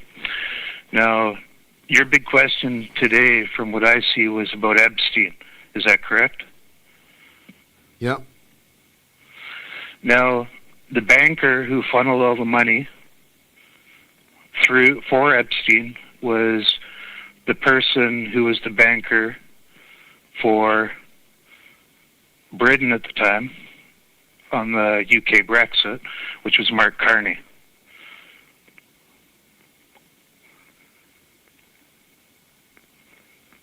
Go ahead. Would you disagree with that or agree? I don't know. Carney's not here to defend himself. You're making the allegation. I've not heard it before. There's not much I'd put past Mark Carney, but I don't know if he's connected to banking for Epstein in any way. I can't vouch for that, and he's not here to tell us. But go ahead, Joe. I'm from Canada, and my fear is he's your Prime Minister. Prime Minister, Mark Carney, yeah. Yeah, go on. We have a budget tomorrow in Canada, and a vote's going to go. And, as you said, the people who had funded Epstein are, the shadow bankers, and the question, those people have all the records. And the person who was being Jeffrey Epstein's pretty much banker at the time, if you take a look at it and do your research on it, was Mark Carney. He was directly tied. Well, you say that, but he was hold on a minute. Mark Carney was the governor of the Bank of England. The Bank of England doesn't transfer money to individuals. The Bank of England is the state bank. It doesn't have customers. You don't go into the Bank of England and withdraw your money. You don't go into the Bank of England and deposit your money. So if he was a banker to Epstein, it's before he was the governor of the Bank of England, quite evidently. You sure you've got this right, Joe? Oh, well, I do. I just wanted to make sure we agree on the same points. Now, well, we don't agree on this because I don't know. You're making claims, and I'm allowing you to make those claims, but I'm making clear that we can't vouch for them, that's all. I understand. Go on, Joe, because we're running out of time, mate. Is we believe that there's a lot more people involved in the Epstein's files than just Trump. And Mark Carney was also pictured many times with Epstein, so why isn't he held liable just as different as Trump? Well, maybe he will be. We'll wait and see for more tumbling dice, Joe. Now, look, I mentioned the Workers' Party, which I have the honour to lead. We have a live event tomorrow night called Campaign Talk. We're getting ready for the big push in the local elections in England and the national elections in Scotland and in Wales, which come up next May. And our lead candidate in Scotland is the hero Yvonne Ridley, who was one of Israel's hostages from the last flotilla. And that's the second time that she has gone into Gaza in a freedom flotilla.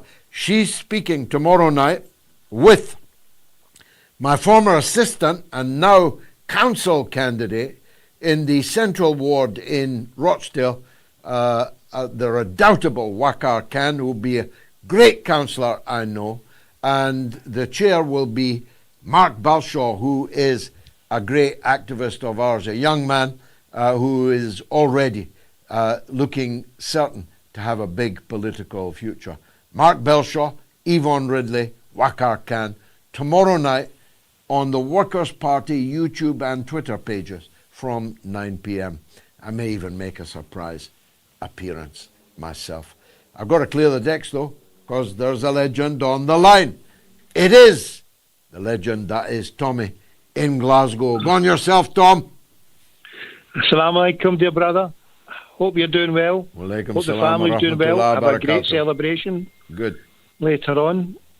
Thanks for allowing me to come on. And I just wanted, there was a couple of things I wanted to go through with you. But before I do that, the wonderful wee Darlene, I was sat when you spoke to her husband, the 2-watt light bulb. Not I'm casting any aspersions. You said he was on the Kool-Aid. I would probably say he's in the morphine aid. But when you mentioned Anderson, I was actually sat in Anderson at the time when he came on. And, far be it from me to say, the wonderful Darlene, maybe her husband has got many wonderful qualities unseen that we don't see. But I would, the etymology of the word George, it means in Greek farmer. And for yourself, you've been planting seeds for many people to hopefully bear fruition. And this is what your legacy will be, not from being an MP, but being the greatness of being a broadcaster. And the BC like to plant in the wonderful Darlene's head. They're starting to legalise, God forgive me for saying that, euthanasia here in the UK. And she said that her husband was 20 years older. But maybe it's time to get a younger model and, pop a wee legalised pill, come over, bring them back to the old land. And you know what? Up the insurance policy and Bob, your uncle, get a new model. And, by the sound of it. But I digress from what I was wanting to say, George. She sounded a lovely lady, a lovely Darlene, just planting seeds. And I would like to mention, you were mentioning there just a couple of things, this ruling empire that's been kicking about. I could mention names, that the Schiff family, the Sheaf family, meaning ship, have been kicking about way back since the 1400s. We could mention Mayor Amschel Rothschild, who sent his 5 children over Europe to help finance wars. And the tremendous fortune that they made. We can look at the Balfour Declaration, the letter sent from Balfour to Rothschild. And then the thing that I would like to disagree with you, George, ever so politely, is a lot of the time you mention how, it was our greatest moment in British history, how we stood in the Second World War. I would disagree in the fact that I don't think that Germany could ever have won that war. If you look at the logistics, it was against Britain and its empire, included 1 billion Indians, Australia. Obviously, America came in, Russia was there as a stalwart. I would say, if you look that the funding, Herbert Walker Bush, 30 billion that America gave to the Nazis and to Hitler. If you look at Coca-Cola developing Fanta, if you look at IBM punch cards, sent millions to their death. Hitler was every bit a puppet of the Zionists, is what this, you called him the big enchilada, but probably a wee enchilada would be more appropriate, Zelensky. And if we're not too careful, we're going to head up, I think, you're the Nostradamus, as you mentioned there, about the stuff about Keir Starmer, George. And, 20 years' time, how far are we going to go down the road of following what we did with the Nazis? The amount of weaponry and aid and money spent on weapons. Where are all these weapons? They've certainly not been exploded on the battlefield. Are they sitting there waiting to go? The leader, I've done what you normally say, touring the horizon. And that's a compliment when somebody comes on and does that. So I'm touring the horizon here in one wee quick bit, and I'm trying to get to the point of what you were saying about the empire and the people running it, the people behind Epstein. These are the people who funded Hitler. If Hitler and, the genocide that was committed then, the people who were killed in that genocide will be turning in the graves, seeing that this land that was given to them or stolen for them. And I would say that what happened in the Second World War, because it was an extension to the First World War, they drew lines in the sand, the Sykes-Picot, the French and the British, and then they had to implement something that would then be used as a great big lie. And I'm not saying that the Holocaust was a lie. For me, in Islam, they say if you save one life, you save that many, and I'm not there to cast aspersions against it. But what I am saying is the truth is out there for those who seek the truth and reject falsehood, that Hitler might quite possibly have been a Zionist puppet that helped foment the stage that was then given to the Zionists, and that their empire, the Zionist empire,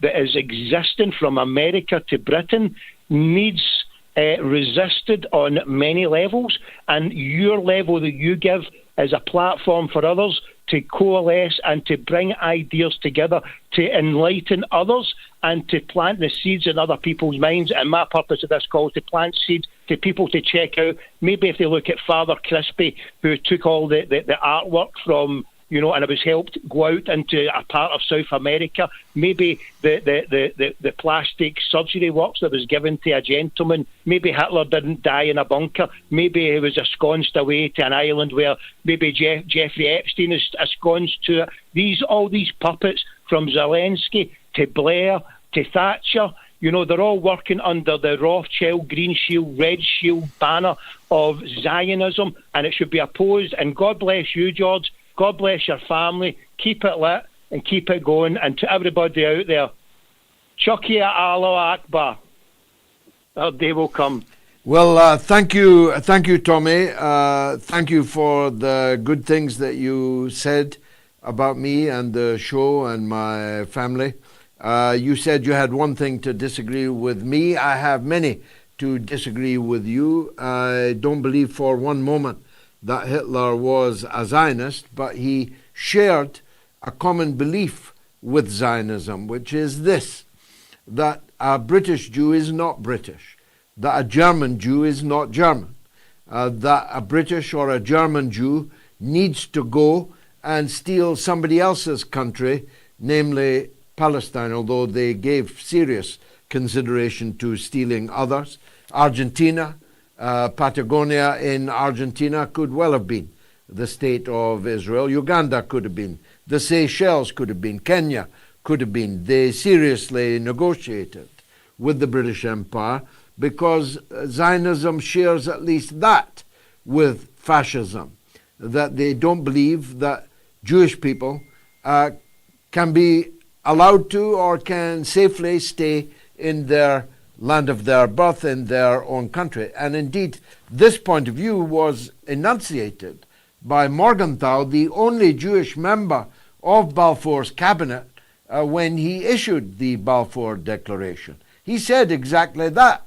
You are effectively declaring that British Jews are not British, that their loyalty is not to Britain, and that's a very dangerous statement to make. And Morgenthau was right about that. And of course, Zionism has mightily contributed to such rise in anti-Semitism as undoubtedly exists in the world. In fact, the miracle is that there is not more of it, so much so that many Zionists are caught red-handed painting swastikas on their own property, as one was very recently in New York City when the CCTV footage came in. A lie had gone around the whole world that in the wake of Mamdani's victory, that someone had desecrated a Jewish community building with a swastika until the CCTV showed the person doing the painting. And, well, let's just say that was the end of that story. So there is anti-Semitism in the world. It is running out of the same stable as people who hate Muslims, as people who hate black people, as people who hate Irish people, and all the other scapegoats that there have been. It's the same kind of people who hate Jews. I can never hate Jews. I will never hate Jews. Some of the greatest figures and influencers in my life, from politics to culture, music, etc., are Jewish people. So I could never allow anyone, uncontested, to make the case that the problem here is the religion of Judaism or the people who adhere to it. Zionism has nothing to do with Judaism. It is, in fact, a contradiction of Judaism. Zionism is a nationalist, ethno-supremacist ideology. It's a political ideology. We oppose it. We don't oppose Jews. We don't oppose Judaism. We consider Jews to be people of the book. who must be respected, and their monotheistic faith must be respected. Our enemy is the ethno-supremacist nationalism of Zionism and of the atrocities committed by the state of Israel. And let me assure you, Tommy, if Hitler had not been stopped, first of all, by the British refusal to surrender when all about us had folded like a cheap deck chair, if not for the heroism, sacrifice of the peoples of the Soviet Union, Hitler would have won. If not for the entry into the war, very late in the day, but important nonetheless, of the United States of America and their sacrifice on the Omaha beach and in the movement to the liberation of Western Europe that began on D-Day in 1944. That alliance, that wartime alliance, was what defeated Hitlerism, fascism. Even though it's not entirely dead, we must honor everyone who stood against the beast of Hitlerism in the Second World War. And it's a pity more people in Western countries don't remember that. Don't remember the role of the Red Army. Think that the GIs won the Second World War, when more than 80% of all German casualties in the Second World War were sustained on the Eastern Front in the victories of the glorious Red Army. But there's no time to deal more substantively with the points that you made, Tommy, because there's another legend on the line. You wait all night for a legend, and three come on at once. It is the lovely and the icon, I'd say, of the mother of all talk shows. It's Norma in Bristol with the last call. Go ahead, Norma. Hello, George. It was over 20 years ago that I discovered your program. Bear with me, my breathing's not very good. But that was on Talk Sport. Did you remember Carl from Plastow? He used to ring in a lot, didn't he? I gave the oration at his funeral, Norma. Did you? I spoke at his funeral. Gosh. He was a very, very lovely, wise old man who left us far too soon. He was. And I mean, actually, you've been, and MOATS have been very good to me over the years, and I've contributed when I could to the show. But I thought I would just ring you because it's been a long time, really. There is another point, and I know it's very late. Just this one is serious. I am worried about the state of affairs in Gaza. And I mean, all these tents are being flooded, and there's no media reporting. And, it's worsening, and I can't see any help coming. It's awful, George, That was my 2 points. It truly is. Just when we thought, Norma, that it couldn't get more heartbreaking, it just has.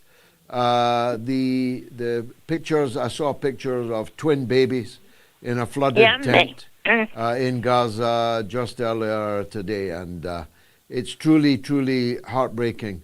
But you say that we've been good to you, Norma. It's you that's been good to us. You've been a loyal supporter of the show for 20 years.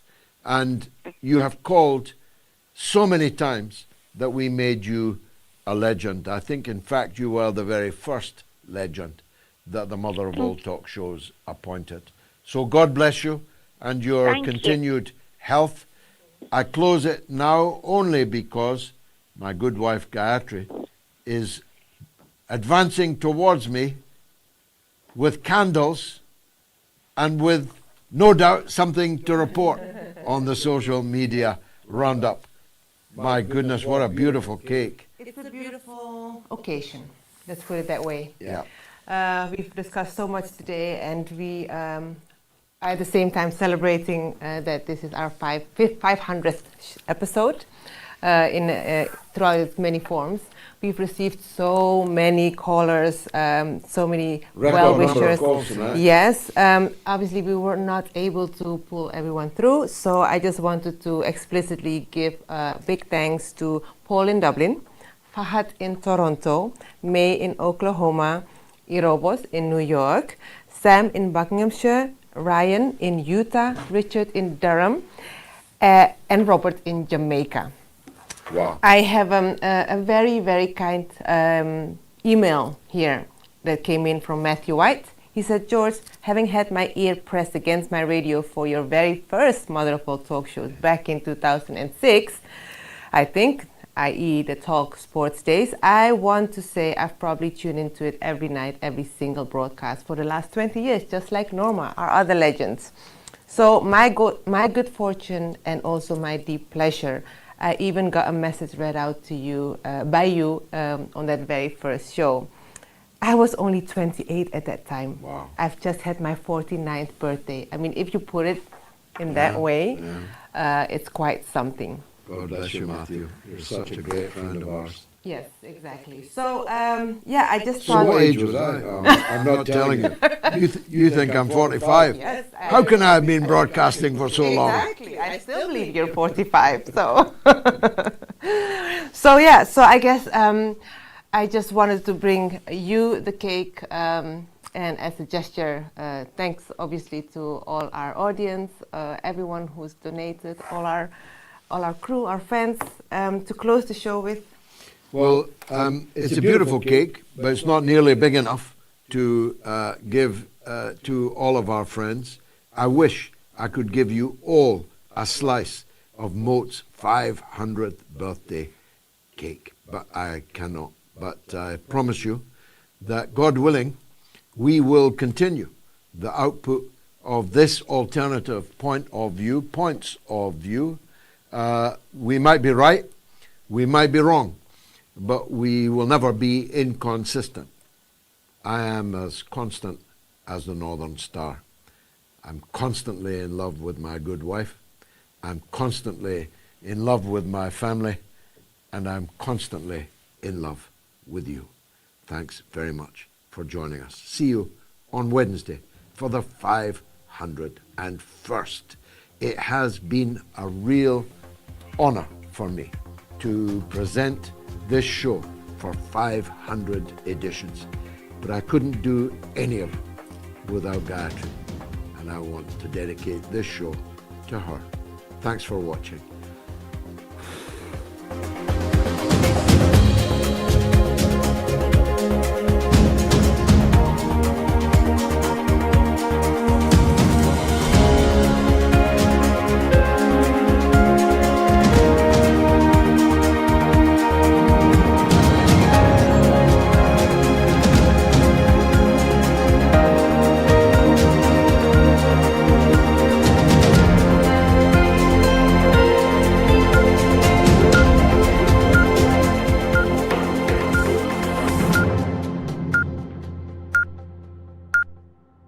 It's the mother of all